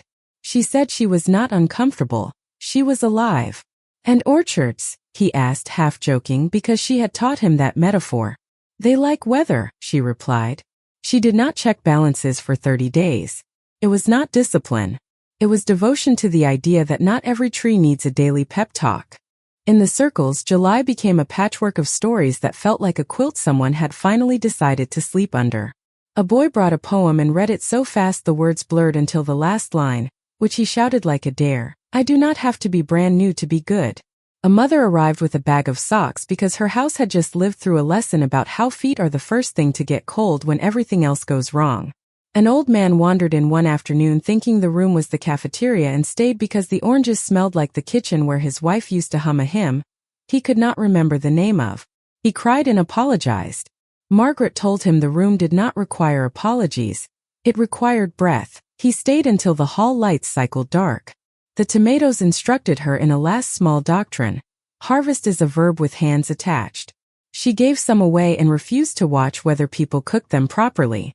She roasted others with oil and salt and a soft humility. She froze several for a winter afternoon when the house would need to taste sun. She learned that keeping every fruit is a recipe for rot. August arrived with its sweating clocks. The district's plan for consolidation wheezed into a sprint and then, surprised by its own knees, slowed. The circles received a small line in a newsletter under a photograph that was cropped so tightly you could not tell who was in it, which felt correct. Her mentee with the gravity-hesitant hair got her first real raise, and used part of it to buy a chair that did not announce her bones every time she stood. She sent Margaret a picture of the chair with the caption, "It doesn't squeak when Hope sits in it." Margaret printed the picture and taped it in the blue tin because some artifacts arrive modern. One evening at twilight, she took the ledger to the porch and let the air turn the pages the way a friend turns a story you have already told but want to hear again. The familiar rows of 10s and 15s and 20s bowed their heads at their own persistence. Halfway through, tucked where paper had thinned from decades of consult, another letter loosened itself. She had missed it before because secrets are patient and wait to be found by the version of you that can survive them. The letter was short. Her father again, later in life, after his knees had begun to teach him negotiation. If you are reading this when you are tired of being useful, it began. Remember that usefulness is the smallest word for what we are. We are not hammers. We are homes. She read it 3 times. The sentence rearranged her furniture without moving a single chair. She saw all the years she had measured her days by tasks completed, and realized the ledger she needed most was not the one with numbers, but the one with rooms she had kept warm enough for others to enter. Escalation ended not with a blaze but with a hush. On the last Friday before school reopened, the custodians invited her to the roof. She had never been up there. Roofs are where buildings admit they, too, need air. They had found an old lawn chair someone had left too long ago to scold. They had repaired it with twine and stubbornness. They placed it near the ledge where you could see the river. Try to remember which direction made sense. For the counselor, the oldest one said, enshrining a piece of furniture with a title. The chair rocked just enough to make memory sit up straight. From up there, the town looked like an arrangement of good intentions, bad habits, emergencies, repairs, hopes waiting inside envelopes, tomatoes hanging foolish and brave. She could see the post office and the bank and, if she squinted, the gravestones that had been taught to mind their own business. She could see children who hadn't met her yet running around a playground that needed paint in the way old poems need a new voice. She could feel the circles below her even when empty, the way you can feel the ocean from a hill because it moves air whether you can see it or not. The custodians left her alone with the sky. She sat and counted blessings only in the sense that she let them count her. The lamp would hum later. The ledger would be slid back into its drawer. The blue tin would guard its new sentence. The house would take a breath when she opened the door and let it out when she closed it. The district would try something and then call it a plan and then ask for her help to make it kinder. Robert would continue to be a person in a world that keeps offering hard tests. The young woman with the tree name would bring a plant to the room and apologize when it wilted and learn that apology was not necessary. Trying is the water we pour on ourselves. Night finally negotiated with the horizon.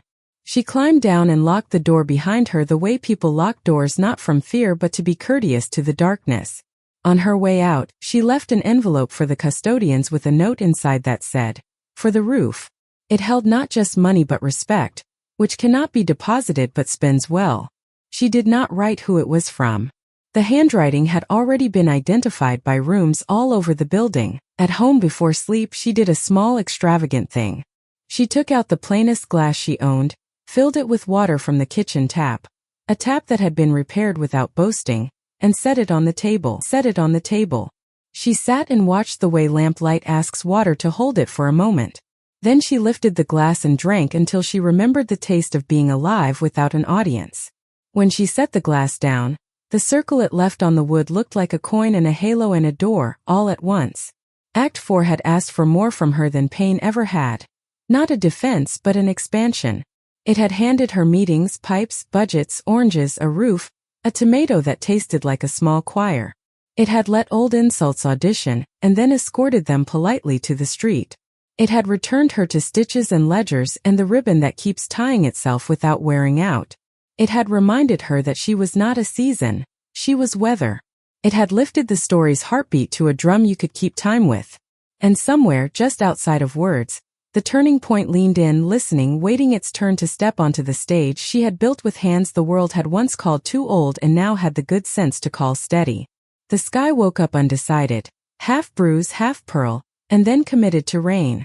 Not the gentle library kind, but a steady percussion that turns gutters into small sermons.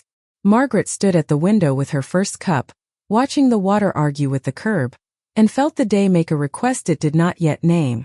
Her house, trained by older storms, adjusted with soft domestic sounds, a sigh in the walls, a recalibration in the pipes that had learned to speak plainly after their repair.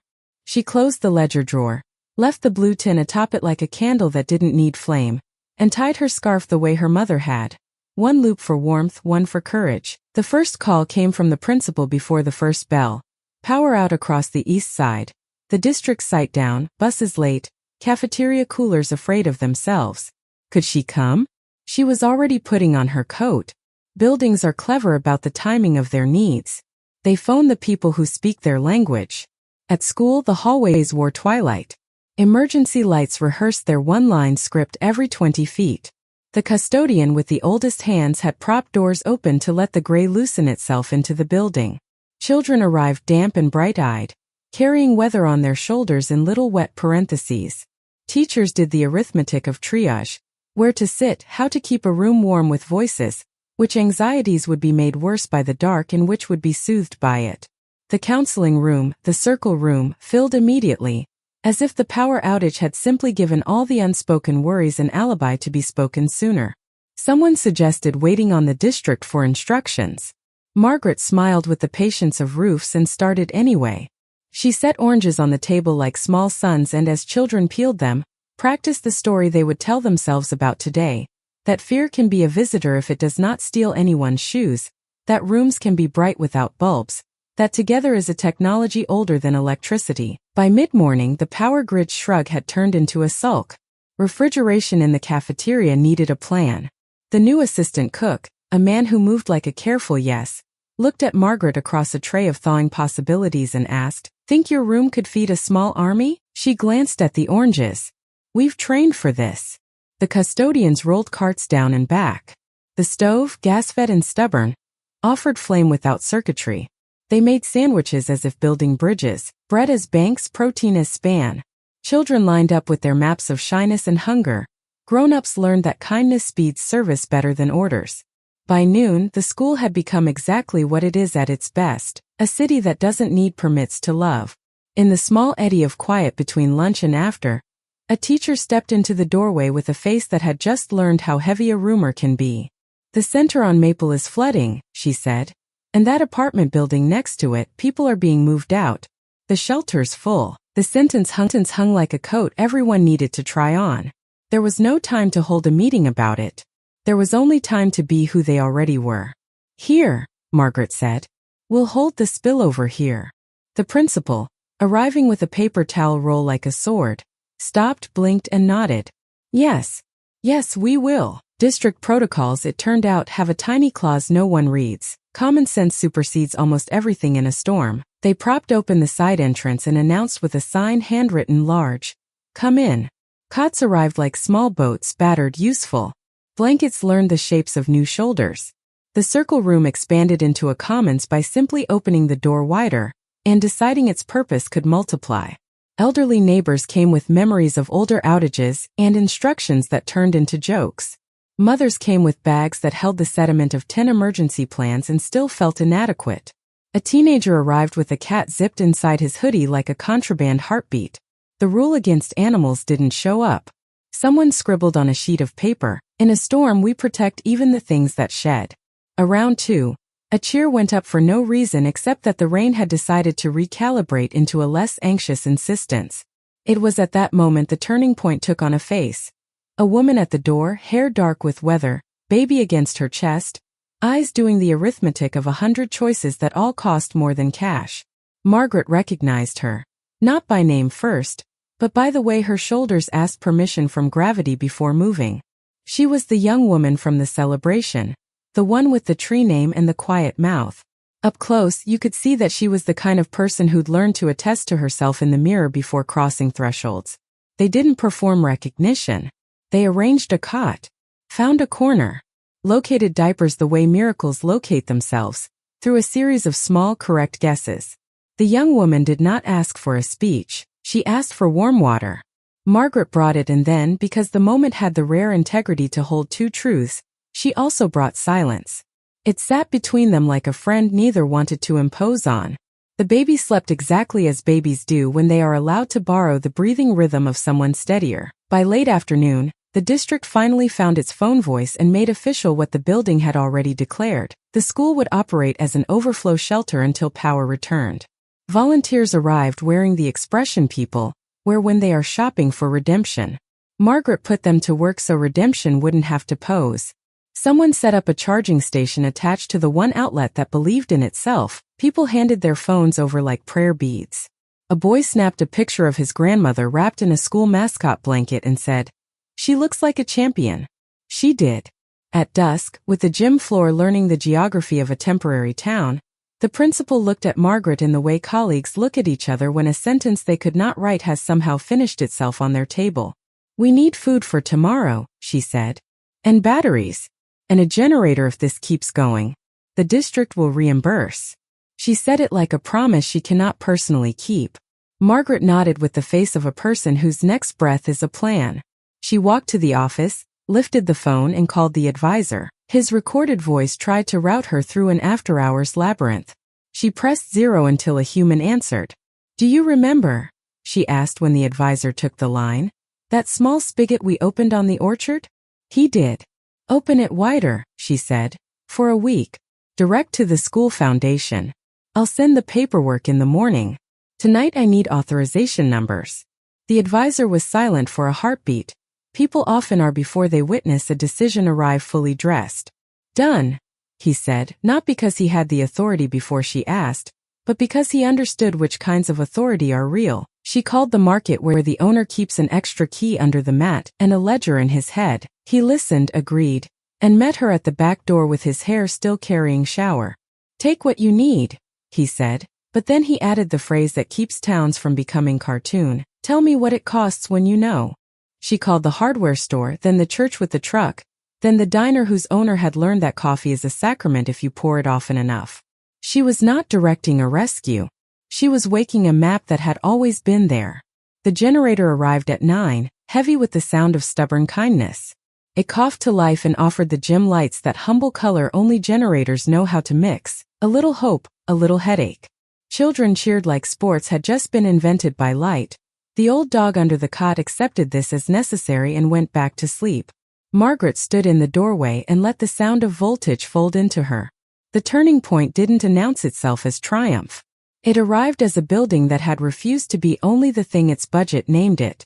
At 10, she walked the room in wide loops, counting without counting. Heads visible above blankets, shoes near cots in pairs like vows, chargers blinking the dance of little green insects. At the corner where the cots met the stage, the young woman sat with the baby and the cat boy and an older man telling a story that took more breaths than sentences. The young woman caught Margaret's eye and, in that quick language of women who have refused to become categories, communicated a paragraph with a nod. "I'm okay. Keep moving. Come back if the sky falls." Margaret nodded the reply, "It won't. But I will." Then she kept moving. Near midnight, the doors sighed open and a figure stood restless at the threshold. Head bare in the rain, hair that would have preferred a valet. Robert. Not suited, not curated. Unshaved enough to be honest. He scanned the gym reflexively the way men look for the most comfortable lie. Then he saw her. She did not feel her face change. She felt the shape and weight of the blue tin in the drawer under the lamp at home. She walked toward him because storms do not allow for theatrical avoidance. "What are you doing here?" she asked, not suspicious, not welcoming. The question contained weather and history and a little forgiving exhaustion. "My building's out," he said. "The hotel's full." He looked past her and then back the way people do when they are trying to enter a new sentence about themselves. "I heard this place was open." "It is," she said. "Find a spot. There's soup." He started to say an older line, a version of gratitude that immediately taxes the receiver, and then replaced it with a quieter nod. Okay, he moved toward the corner near the basketball hoop where a space had learned to become privacy using 2 rolling whiteboards and a quilt. He lay down the way men lie down when their bones finally tell them the truth. Around 1, the generator decided to gossip but stayed faithful. The rain softened into a kind of editing. People slept in clusters of every kind of dreaming. Margaret sat at the edge of the stage with a paper cup of coffee that had stolen sweetness from somewhere. The principal passed by and said, "You should rest." "Later," she said. "When the building does." They smiled, the grin of people in uniform who forgot their hats. At 2, the young woman with the tree name approached and stood beside Margaret like a lighthouse taking up a second job. "He's here," she said, a statement not needing reply. "Yes. I'm not afraid," the young woman added, not needing the reassurance but telling the truth so it wouldn't grow mold. "Good," Margaret said. The baby stirred once like wind moving through long grass and then fell back into trust. At 3, the lights went out from generator fatigue. A unified O washed the gym, and then the quiet grew respectful. Flashlights appeared from the universe like thoughtful stars. Someone started humming the way you hum while locating a doorknob in the dark, lifted her own light, and swung it gently, not like a baton but like a teacher reminding the alphabet it is not alone. She thought for a brief, unreasonable second of box 1234, not as an object but as a verb. Her parents' hands, depositing something small and regular into the future, had turned a power outage into a festival of enough. Dawn came like a letter slipped under a door. The gym blinked into recognition, a city waking. Coffee was brewed by a volunteer with the forearms of a person who can carry 2 ladders. The generator, rested by night, throbbed with new dignity. The district called and said words like coordination and reimbursement and liability with a tone that pretended the night had been a rehearsal their agenda had written. The principal nodded into the phone and then hung up and made a face at Margaret that meant, "We did this. Now let's pretend we were authorized to." They laughed and then got back to it. By mid-morning, power returned in sections of the town like victory marching up a street, 1 porch at a time. People began exiting in little waves, hugging a building as if walls can feel thanks, they can, promising to come to the circle even if they don't have a story, they do, returning the borrowed charger like a communion plate. The young woman with the tree name waited until others had gone. She walked to Margaret, held out a jar of coins and small bills. "This is from the ones who could," she said. "For oranges. For next time." Margaret took it with the reverence of a person accepting a flag from a child. "We'll call it the Maple Fund," she said. "First deposit. Store money." The baby gurgled, proof that vowels survive everything. Robert approached without swagger. He carried a folded blanket he had used like a truce.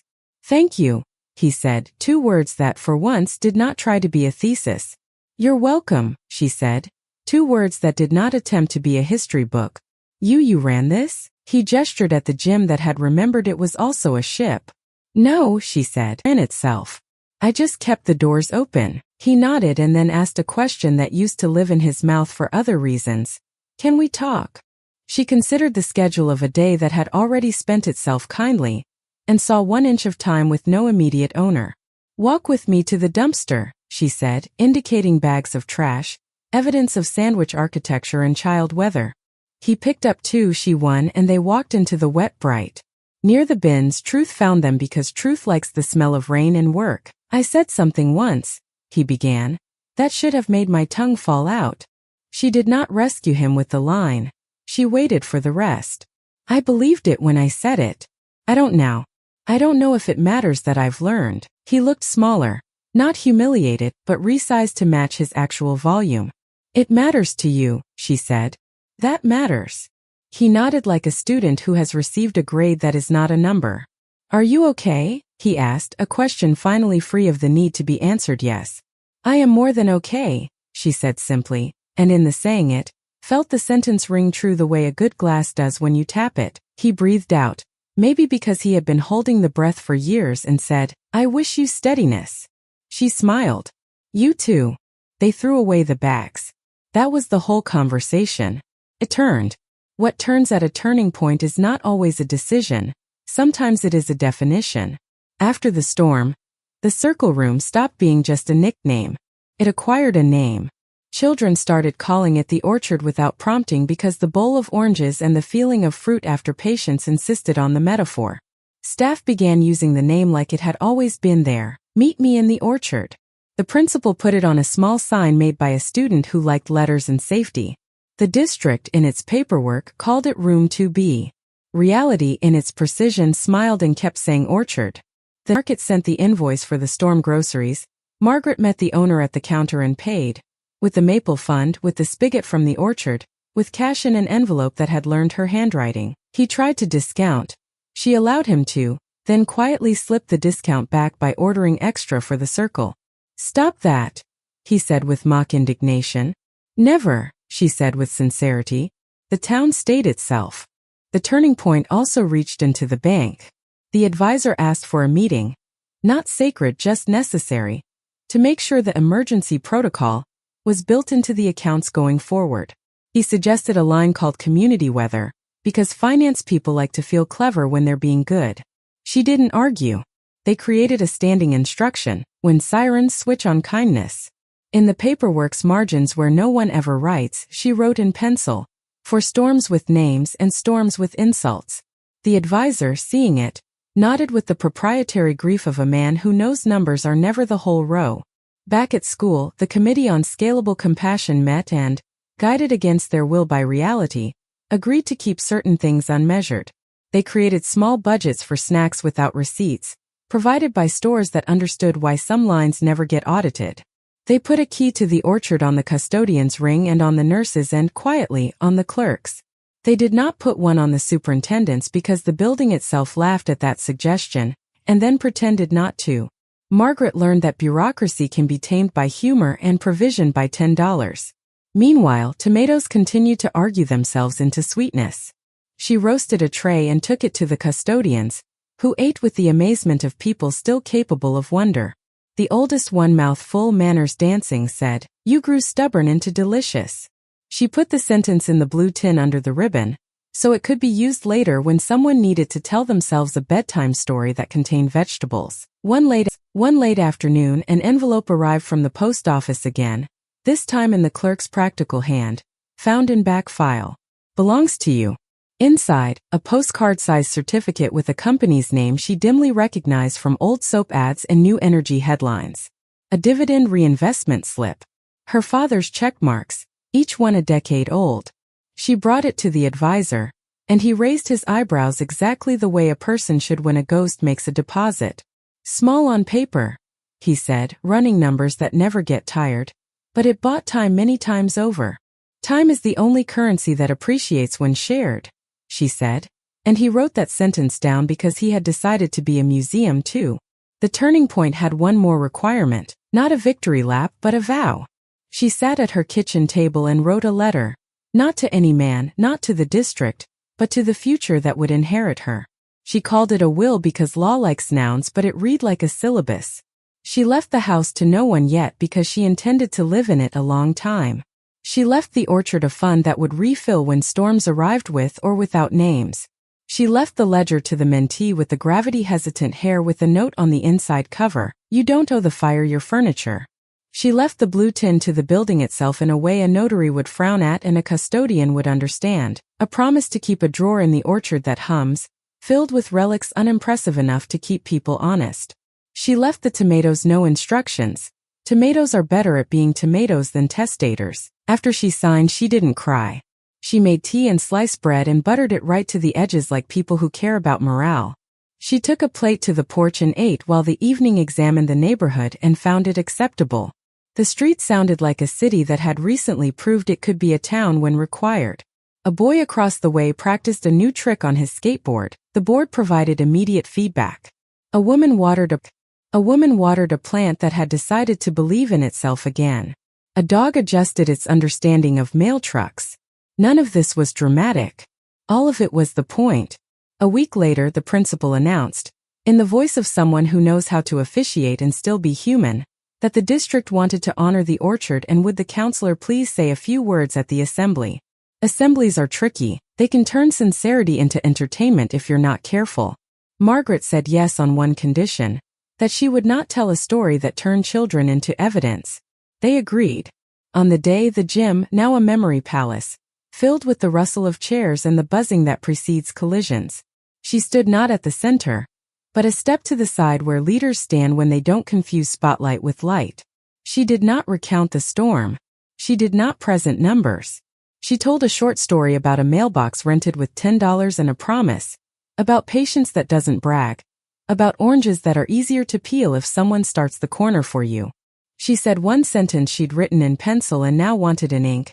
There are rooms in this world that become larger when the right people walk in. Become one of those people. The room breathed, then did the ordinary miracle of clapping. That evening she walked past the bank, not to enter, just to nod.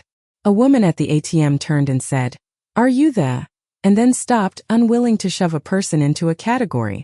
"I help keep a door open," Margaret said. The woman smiled, relieved. "Me too," she said, and held up a key to a building that houses teenagers and drums. They laughed the laughter of tradespeople who like their trade. The town returned her kindness in the best way. It did not canonize her. It simply used what she built. The orchard filled and emptied, then filled again like lungs. The circles learned to start without her if she was late, because compassion had become contagious. The Maple Fund grew by little hay race in theirs. The rumor became a rumor students told each other. If you do something true in the building, you get to sit in it for 5 minutes and look at the river. Someone started a notebook up there, things we saw from the roof. Entries included clouds shaped like continents, a hawk that didn't apologize, and a sentence written by a 9-year-old. "I saw that the world keeps going even when I am scared." She taped a copy in the blue tin because museums keep archives. Robert, for his part, did not become a saint. He became something rarer, a man adjusting. He sent a check to the school foundation with no memo line. The treasurer called to confirm it wasn't a mistake. It wasn't. He began showing up at his own life without performance. Once, months later, he dropped a box of brand new gym shoes at the office, nonchalant as weather, and left before anyone could attach a speech to his name. Margaret heard about it third hand the good way. She wrote him, not with congratulations, not with absolution, only the sentence she now distributes like bread. "Be steady." He did not reply. He didn't need to, and then one afternoon, in a quiet that had learned to be generative, the tomatoes finished their season with one last stubborn handful. She gathered them, thanked the vines with the same words she uses for people who are leaving after a shift. "You did enough. Go rest." She took the last fruits to the orchard, sliced them into a salad that surprised children into liking something their mouths had previously slandered, and told the short story of growing. A boy lifted his plastic fork and said, "This tastes like waiting." She laughed so loudly the custodian came to see if a ceiling tile had finally jumped. She wrote the line down to keep. That night, she placed a fresh page in the notebook on her table. Across the top she wrote, "The day the orchard named me." Then in the space below she did not list achievements. She listed rooms. The vault, the gym as a city, the circle as a country, the roof as a passport, the kitchen as a cathedral, the bank as a neighbor, the post office as a memory museum, the house as a planet that refuses to wobble when someone bumps it. She drew a small square for box 1234 and, beside it, a circle for the orchard, and then an arrow between them labeled patience provision. The turning had settled. Not because everything was solved, but because she had chosen the direction through which unsolved things would be loved. Outside, the rain had forgotten to be dramatic. Inside, the lamp hummed, faithful as a vow. She took $10 from the dish by the door, folded it in half, and slipped it into an envelope that had found its purpose years before she knew hers, for later. Then she slept inside the kind of quiet that follows a day that finally fits your name. There comes a season when life stops asking questions and begins answering them, quietly through repetition. That was the autumn when Margaret discovered that silence, if you listen long enough, carries her parents' handwriting. The leaves arrived on schedule, but the wind seemed to hesitate, unsure whether to celebrate color or mourn it. From her kitchen window, she could see the maple tree by the corner of the garden giving lessons in letting go. Each leaf's descent looked rehearsed, and yet every fall seemed like the first time. She would stand there some mornings with tea cooling between her hands and think, everything living teaches, even when it's tired of being a teacher.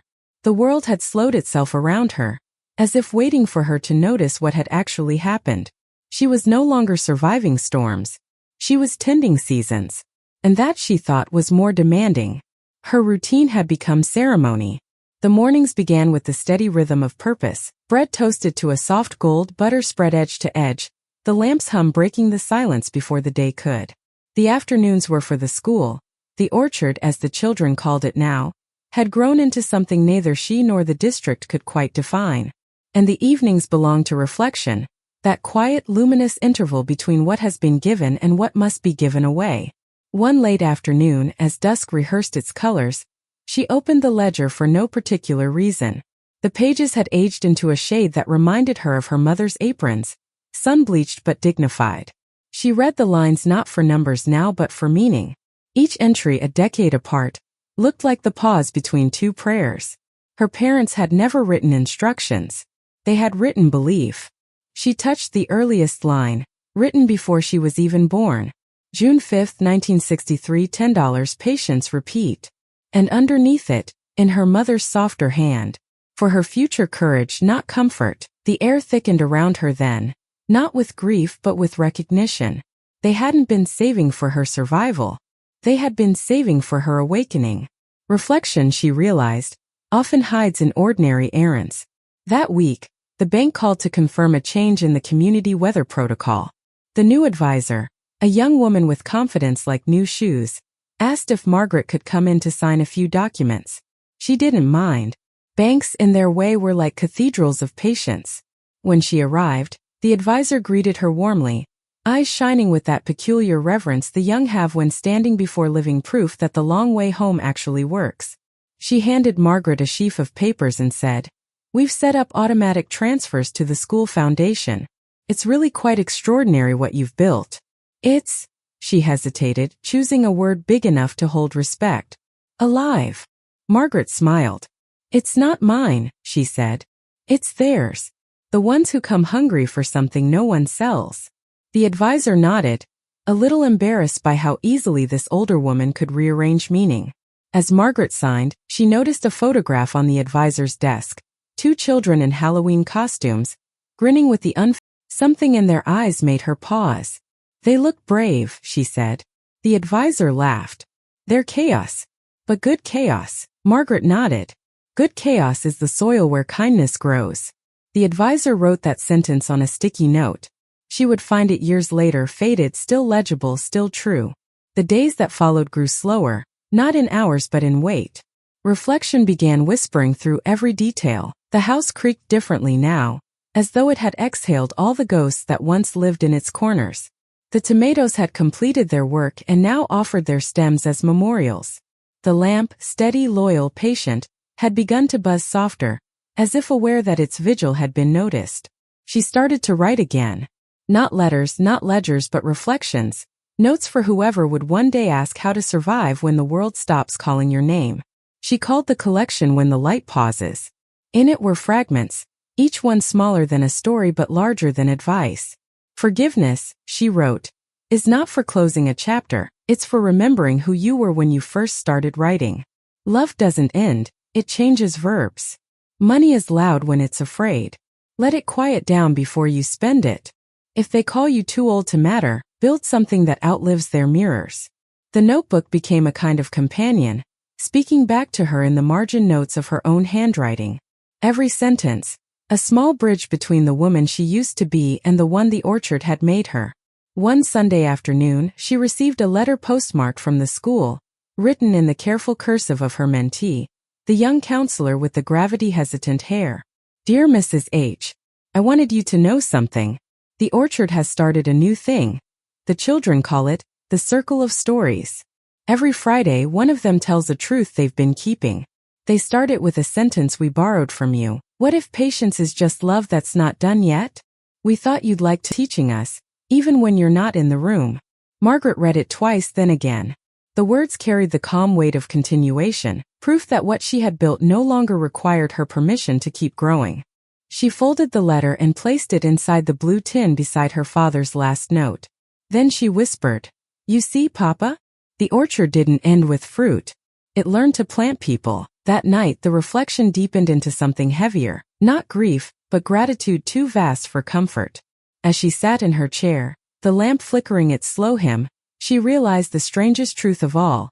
She was not the beneficiary of the $10 legacy. She was its messenger. Her parents had saved money. She was saving meaning. And that meant her task wasn't finished. It was transforming. The next morning, she began what she called the Quiet Project. She walked through the town with a notebook, asking no one's permission. She visited the old laundromat, the bakery, the small library with the leaky roof, the post office clerk, the diner that served kindness with every refill. At each stop, she asked the same question.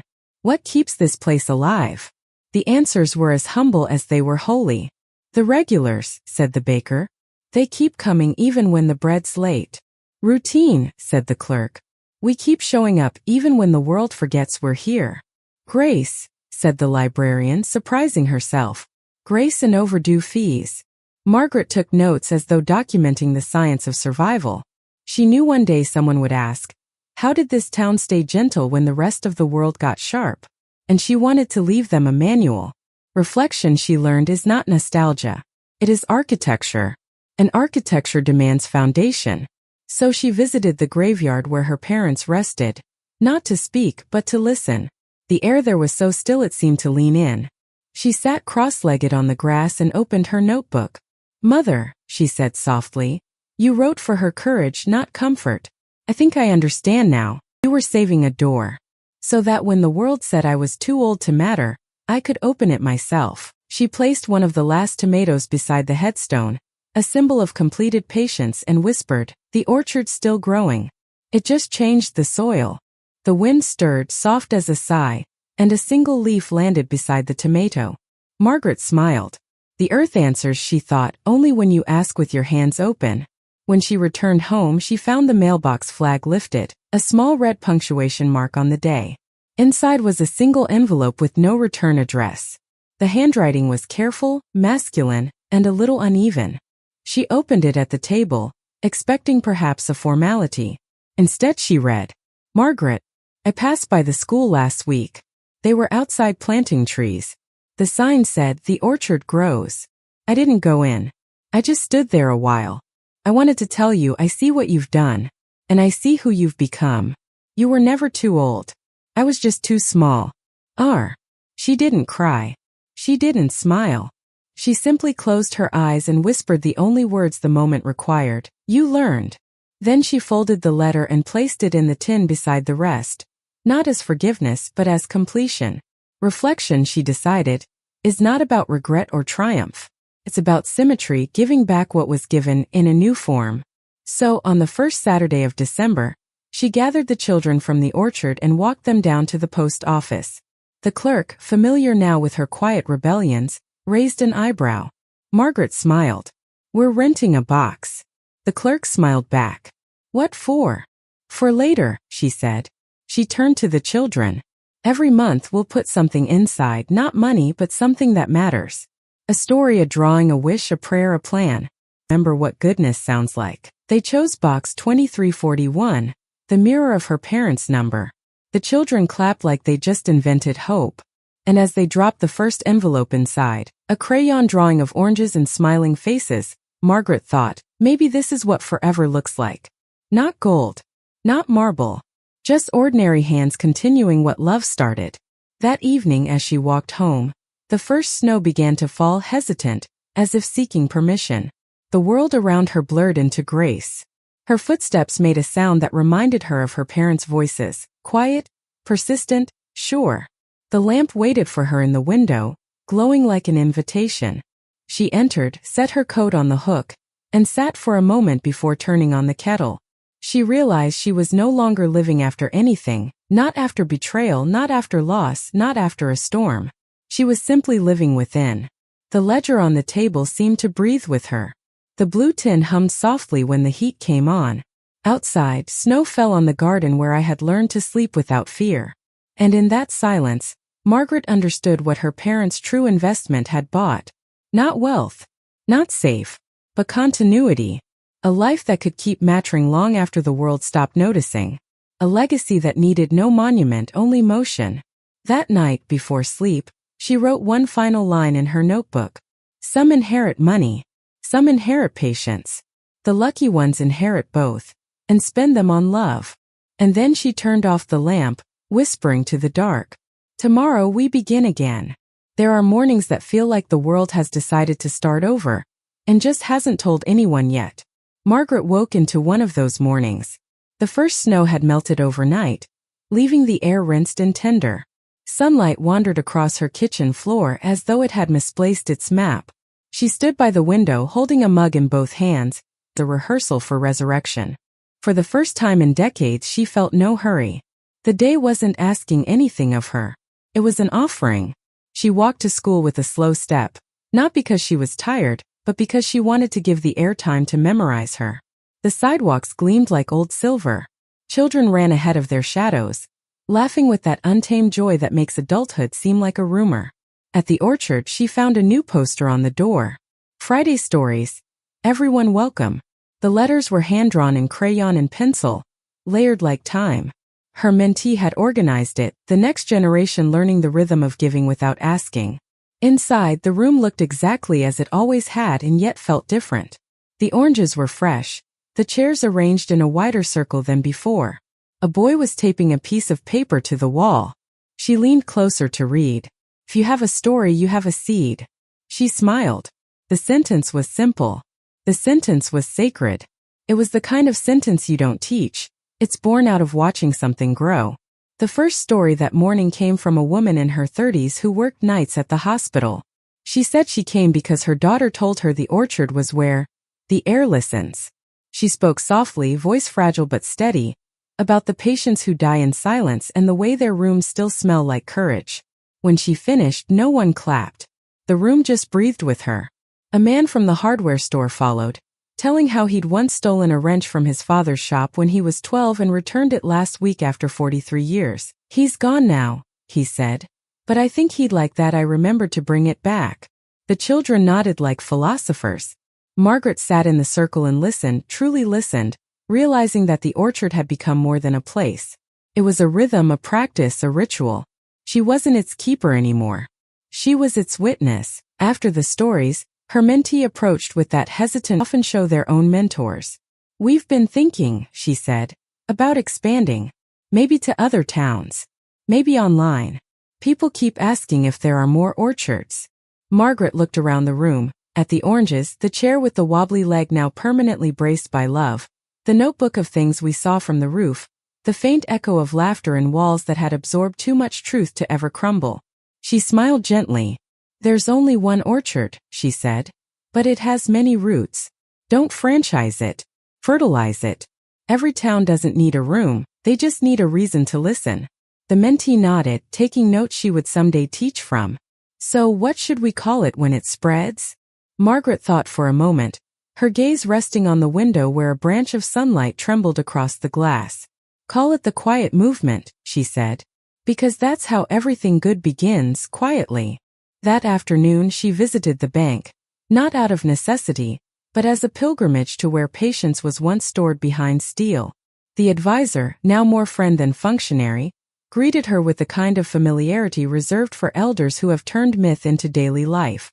He led her to a small conference room, new carpet, new pens, same air of careful power. There's something you should know, he said, sliding over a report. The orchard account, it's grown substantially. The dividends compounded through the foundation, the school endowment, even the emergency fund you set up. It's self-sustaining now. Margaret skimmed the pages, numbers she no longer feared. So, she said, it doesn't need me anymore. He smiled. It will always have you. But yes, it can stand on its own now. She leaned back, letting the truth settle into her bones. It felt like watching a child she'd raised walk away in the right direction. Then, she said after a moment, it's time to give it a name that belongs to everyone. The way a composer might hum a melody while an orchestra learns to follow. When it came to the signature line, she hesitated, not from doubt but reverence. She signed not Margaret Hale but, for all who were told they were too old to matter. The advisor looked up. That's not a legal name. She smiled. Neither is Grace, but it works. That evening, she went to the post office one last time before closing. The clerk had grown used to her quiet mischief. Box 2341 again? She asked. Yes, said Margaret. We're making another deposit. She slid a small envelope through the slot. Inside it, a letter written to whoever would one day need it most. To the one who finds this. You don't know me, and that's good. It means the world has moved on as it should. But know this, patience isn't waiting. It's faith with the job. Whatever you're facing, don't rush the seed. Tend the soil. Trust the rain. The orchard will answer in time. Someone who finally learned what $10 can become. She sealed it, placed it inside the box and whispered, "For later." The clerk nodded, as though understanding a prayer that required no translation. Winter passed in quiet brilliance. The children planted new trees behind the school, one for every year the orchard had existed. The principal joked that if they kept going, the schoolyard would turn into a forest. Then let it, said Margaret. Forests are just orchards that learn generosity. She spent her afternoons in the circle, sometimes speaking, sometimes just being a still point in the moving room. People began to drop by not because they needed help, but because they wanted to remember what listening felt like. One evening, the young mother with the tree name returned, now with a toddler who ran laps around the chairs. He doesn't stop, she laughed. But he says thank you to everything, even the rug. Margaret bent down to meet the child's gaze. He learned that here, she said softly. The mother's, she said. No, said Margaret. You came back for yourself. I just kept the light on. In early spring, she received an invitation, an embossed letterhead from the State University, formal and over-apologetic. They were establishing a program for community empathy initiatives and wanted to name it after her. She read the letter 3 times and then set it aside. Names are tricky. They stick to things that were never meant to be trophies. Instead, she wrote back a simple response. Don't name it after me. Name it after the people who keep showing up. Call it the Orchard Initiative. And please don't teach my story, teach the patience that made it possible. Weeks later, they wrote back in gratitude. The new program opened quietly that fall, enrolling more volunteers than anyone expected. They learned conflict resolution, community rebuilding, and the art of small kindnesses. On the wall, a plaque read, "Founded on the belief that love compounds." Her health began to whisper of time. Nothing dramatic, just the gentle fatigue of a body that had done its work. She walked slower now, sat longer on benches, and found herself humming hymns she hadn't known she remembered. One afternoon, her mentee visited with flowers that smelled like spring apologizing for winter. They sat together on the porch as light filtered through the maple leaves. You know, said the younger woman, sometimes I think you're the bravest person I've ever met. Margaret smiled. No, she said. I'm just someone who learned to keep listening after everyone else stopped talking. They sat in companionable silence. When the younger woman left, Margaret stayed there until the stars arrived, one by one like names being called gently from across a lifetime. A few days later, the principal stopped by to show her something. He held a printed brochure, the new district plan for the Orchard model. Schools across 3 counties were adopting it. There were photographs of orange children, even a quote from her writings. She traced the words with her finger and smiled. I never thought $10 could stretch this far. It didn't just stretch, he said. It taught the rest of us how. As summer ripened, she decided to take one last journey. Not far, just to the coast where her parents had honeymooned half a century earlier. The town had changed, but the ocean hadn't. It was still the same wide mercy it had always been. She stood at the shore, shoes in hand, feeling the cool bite of salt in time. There was no revelation, no grand music. Just the quiet fact of continuity. The same tide that had touched her parents' feet now brushed against hers. She took a small envelope from her coat pocket, sealed long ago, and opened it. Inside was a clipping from her mother's first letter, the one that began the orchard. She read it aloud, letting the wind carry it away. Someday this will all make sense. Not in money, in meaning. She let the paper fall into the water, watched it sink and vanish and whispered, it does now. Back home the garden had gone wild, rosemary taller than her knees, tomatoes staging a comeback, daisies everywhere they weren't invited. She laughed. You've all learned defiance, she said. Good. That night, she sat at her desk and began writing what would be her final entry in When the Light Pauses. Her hands trembled a little, not from age but from reverence. Resolution isn't the end of the story. It's the place where everything stops needing permission to be beautiful. If I am remembered, let it be for the doors I left open. If I am forgotten, let it be because the world got too full of light to need my lamp. She placed the notebook beside the ledger, beside the blue tin, beside the lamp that had never failed her. Then she stood, turned off the light, and walked to the window. The moon hung low, round and forgiving. The world outside her house looked like a photograph of peace. Resolution wasn't an ending at all. It was a passing of the torch. The orchard would keep growing. The rooms would keep listening. And she finally could rest. Time, when it learns respect, begins to walk differently. By the following spring, time itself seemed to tread softly around Margaret Hale. The world had changed again. The district had adopted the orchard model countywide. The quiet movement had grown into an invisible network of circles across the country. Libraries, laundromats, small-town cafes, shelters, even prisons, all borrowing the same blueprint she had once drawn in the margin of a notebook. Start with an orange. Then listen. Letters began arriving from everywhere, handwritten, typed, drawn in crayons, some sent to Box 2341, others addressed simply to the woman who started the orchard. The post office clerk had stopped laughing long ago. She handled each one like a sacred text. Every month, a small stack would arrive at Margaret's house, carried by a volunteer who now considered herself a messenger of light. Margaret read them all. Some she framed. Most she folded gently into a box that had once held winter sweaters. The letters were not fan mail. They were proof. Proof that $10 in time could alter the architecture of despair. Proof that patience, when inherited properly, multiplies like breath. She lived simply, almost invisibly. Her days now flowed like hymns. Mornings in the garden, afternoons at the orchard, evenings by the lamp. The rhythm was so complete it no longer felt chosen. It felt natural, like gravity or grace. The mentee, now leading several circles of her own, often visited to bring updates.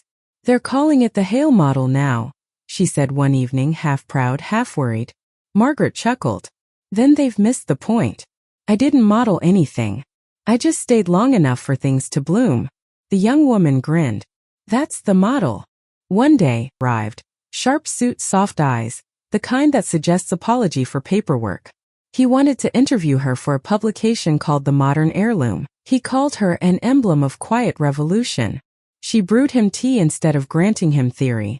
They sat on her porch as the maple tree filtered sunlight like mercy through leaves. He asked, "What's your secret, Mrs. Hale? What made all this possible?" She looked at him, at the notepad poised like a trap, and smiled.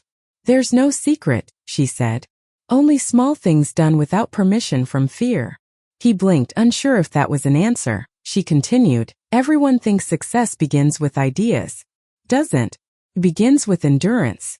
My parents saved $10 a month. Not because they had faith in money, but because they had faith in time. Time, young man, is the most expensive currency. And the only one that doubles when you share it." He didn't write that down. He just sat still. She noticed that. That was enough. The years unfolded softly after that.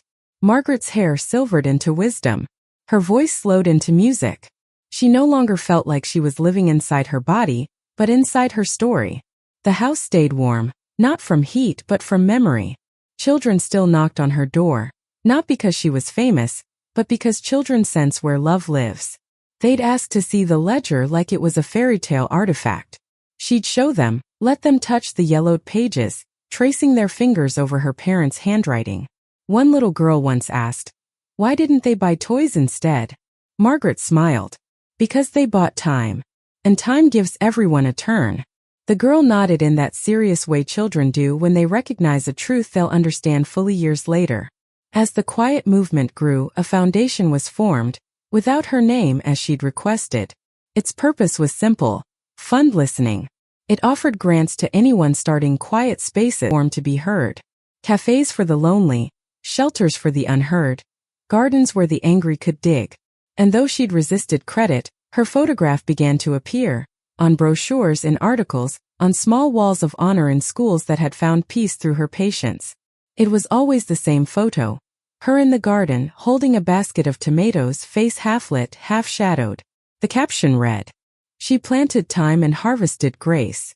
She found it funny, that line. She'd once written it as a joke to her mentee. But maybe jokes too are forms of prophecy. It was in her 74th year that her body began to whisper its limits. Nothing dramatic, just the gentle fatigue of a body that had done its work. She walked slower now, sat longer on benches, and found herself humming hymns she hadn't known she remembered. One afternoon, her mentee visited with flowers that smelled like spring apologizing for winter. They sat together on the porch as light filtered through the maple leaves. "You know," said the younger woman, "sometimes I think you're the bravest person I've ever met." Margaret smiled. "No," she said. "I'm just someone who learned to keep listening after everyone else stopped talking." They sat in companionable silence.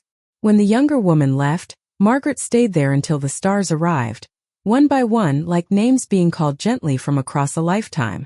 A few days later, the principal stopped by to show her something. He held a printed brochure, the new district plan for the Orchard model. Schools across 3 counties were adopting it.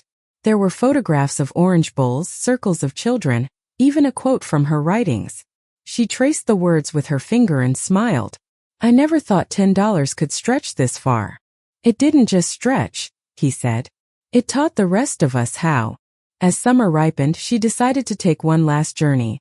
Not far, just to the coast where her parents had honeymooned half a century earlier. The town had changed, but the ocean hadn't. It was still the same wide mercy it had always been. She stood at the shore, shoes in hand, feeling the cool bite of salt and thyme. There are lives that end quietly, and there are lives that keep beginning long after they end.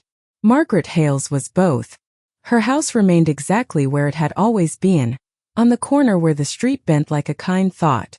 The maple tree, old and knowing, kept shedding its leaves with the same patience she had once lived by. The wind that moved through its branches whispered her name the way a hymn remembers its first note. Years passed. Then decades. The world outside learned new tricks, digital, loud, efficient. But inside that small town, time still obeyed her rhythm. Children grew, moved away, and then came back, bringing their own children to the place their grandparents called the listening town. The orchard had become legend now. No one remembered the paperwork that started it. They remembered the stories. A counselor who handed out oranges instead of advice, who called patience a profession, who taught silence to speak. At the school, her picture still hung, not in the office, but in the hallway by the drinking fountain. The frame was simple wood, the glass slightly fogged from years of laughter and humidity. Below it, a brass plate read, "She stayed long enough to teach the world how to listen." Children touched it for luck before tests, as if her calm had become a kind of superstition. Maybe it had. Every generation needs its saints, and every saint needs to be slightly misremembered to keep working. By the time the first digital archive of the Orchard movement was made, her story had become 1,000 variations. Some said she'd been a teacher who lost everything and started again. Others swore she'd been a wealthy recluse who donated her fortune anonymously. A few even claimed she'd been a nun. No one was exactly right. No one was exactly wrong. Because truth, like light, changes shape depending on where you stand. On was that the Orchard changed how people measured success. It taught cities to build listening rooms in every library. It made corporations add reflection hours to their wellness programs. It inspired schools to add grace time at the end of every day, a few minutes where students could talk or sit in silence, whichever they needed more. In the age of constant connection, Margaret's legacy had become the rebellion of stillness. The post office, against all odds, still stood. The clerk who had once handled Box 2341 had long retired, but her daughter, now the new clerk, kept the tradition alive. Every month the box filled itself. Envelopes with childlike handwriting, with shaky script, with no return address, all marked for later. No one knew who started it, but everyone knew not to stop it. Each envelope held something different, a confession, a poem, a 10-bill folded twice, sometimes just a single word, thanks. The clerk once opened one by accident when the corner tore, and inside found a drawing of a tree with coins hanging like fruit. At the bottom was a note written in a child's uneven scrawl. "For the next person who needs to start over." She resealed it, whispered an apology, and placed it back. The next week, 5 new letters arrived. Every decade, on the anniversary of her passing, the school held a day of stillness. No tests, no bells, no speeches, just 1 hour of quiet, the entire town participating, even the firehouse. They called it the golden hour, after the light that had filled her house on her last morning. During that hour, people wrote letters, drew, prayed, cooked, forgave. And always someone, no one knew who, placed a small envelope of $10 at the base of the listening tree. By dusk it was always gone. The money never mattered. The ritual did. Because every town needs its miracles, and the best kind are the ones everyone participates in without owning. The first documentary about her life was titled The Woman Who Waited. It wasn't flashy. It didn't go viral. But it became something rarer. It became a whisper people passed along when they needed to remember that good things still exist. In the film's final scene, the camera lingered on her empty house at sunset. Through the window, the lamp still hummed, powered now by solar energy, maintained by the local historical society. The narrator said only 3 words before the credits. She's still listening. 50 years after her death, the Orchard movement had become a global network, thousands of spaces, all practicing the same ritual of listening and oranges. But in her town, the original orchard still stood, unchanged except for new paint and brighter chairs. One winter morning, a group of students from a nearby city visited as part of a history project. Among them was a girl named Alina, 13, quiet, observant, the kind who feels too deeply for her age. She lingered at the back of the group as the teacher explained who Margaret Hale had been. The girl raised her hand. Did anyone ever meet her? The teacher smiled. A few still remember. One of them works in the library. The girl excused herself after the tour and found the librarian, a woman in her 60s with gentle eyes and a name badge that said Mrs. Duarte. Did you really know her? The girl asked. The librarian smiled. I was 10 when she let me hold her ledger. I thought it was a spell book. The girl's eyes widened. Was she rich? Mrs. Duarte shook her head. She was better than rich. She was generous with time. The girl frowned. I don't get it. You will, the librarian said, when you realize what lasts. Before Alina left, the librarian handed her a folded note. This was in one of the boxes we found during renovations.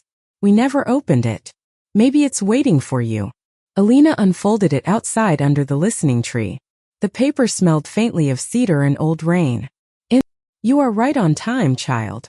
She didn't know why, but she started to cry. The kind of cry that feels like being found.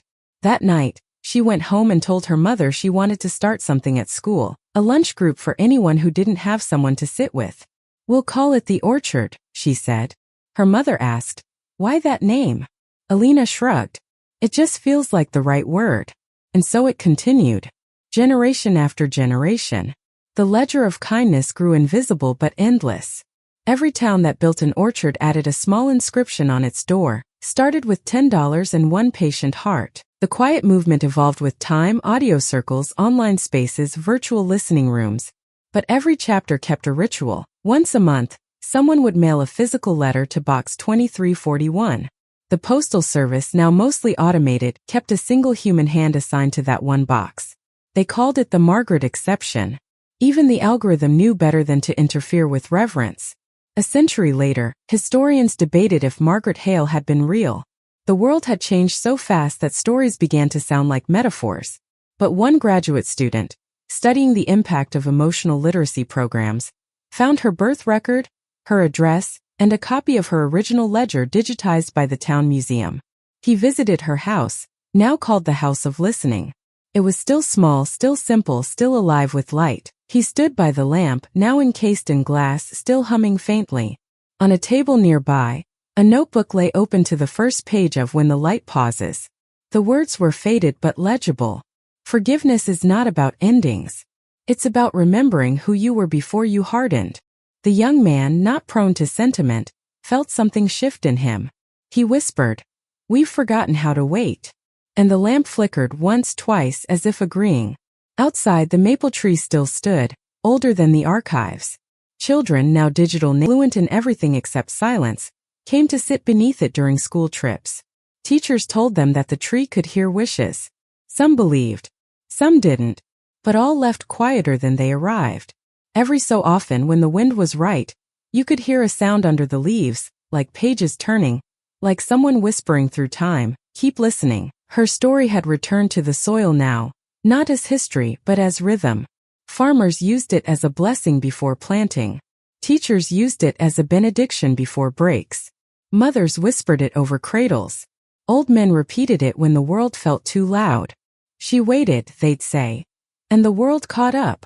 In the far future, in a classroom powered by sunlight and memory, a child once asked his teacher, "Who started all this? Who made the rule that we always begin the day in silence?" The teacher smiled. A woman named Margaret Hale. Was she famous? No. She was steady. What did she do? She listened. The child frowned, thinking that didn't sound like enough.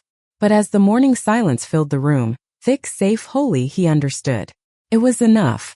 And somewhere, beyond all dates and distances, in whatever quiet eternity holds souls that finish their work with grace, Margaret sat under a tree that looked suspiciously like her old maple. Her parents were there, smiling, reading content. Children she'd helped, grown now, passed by carrying baskets of oranges.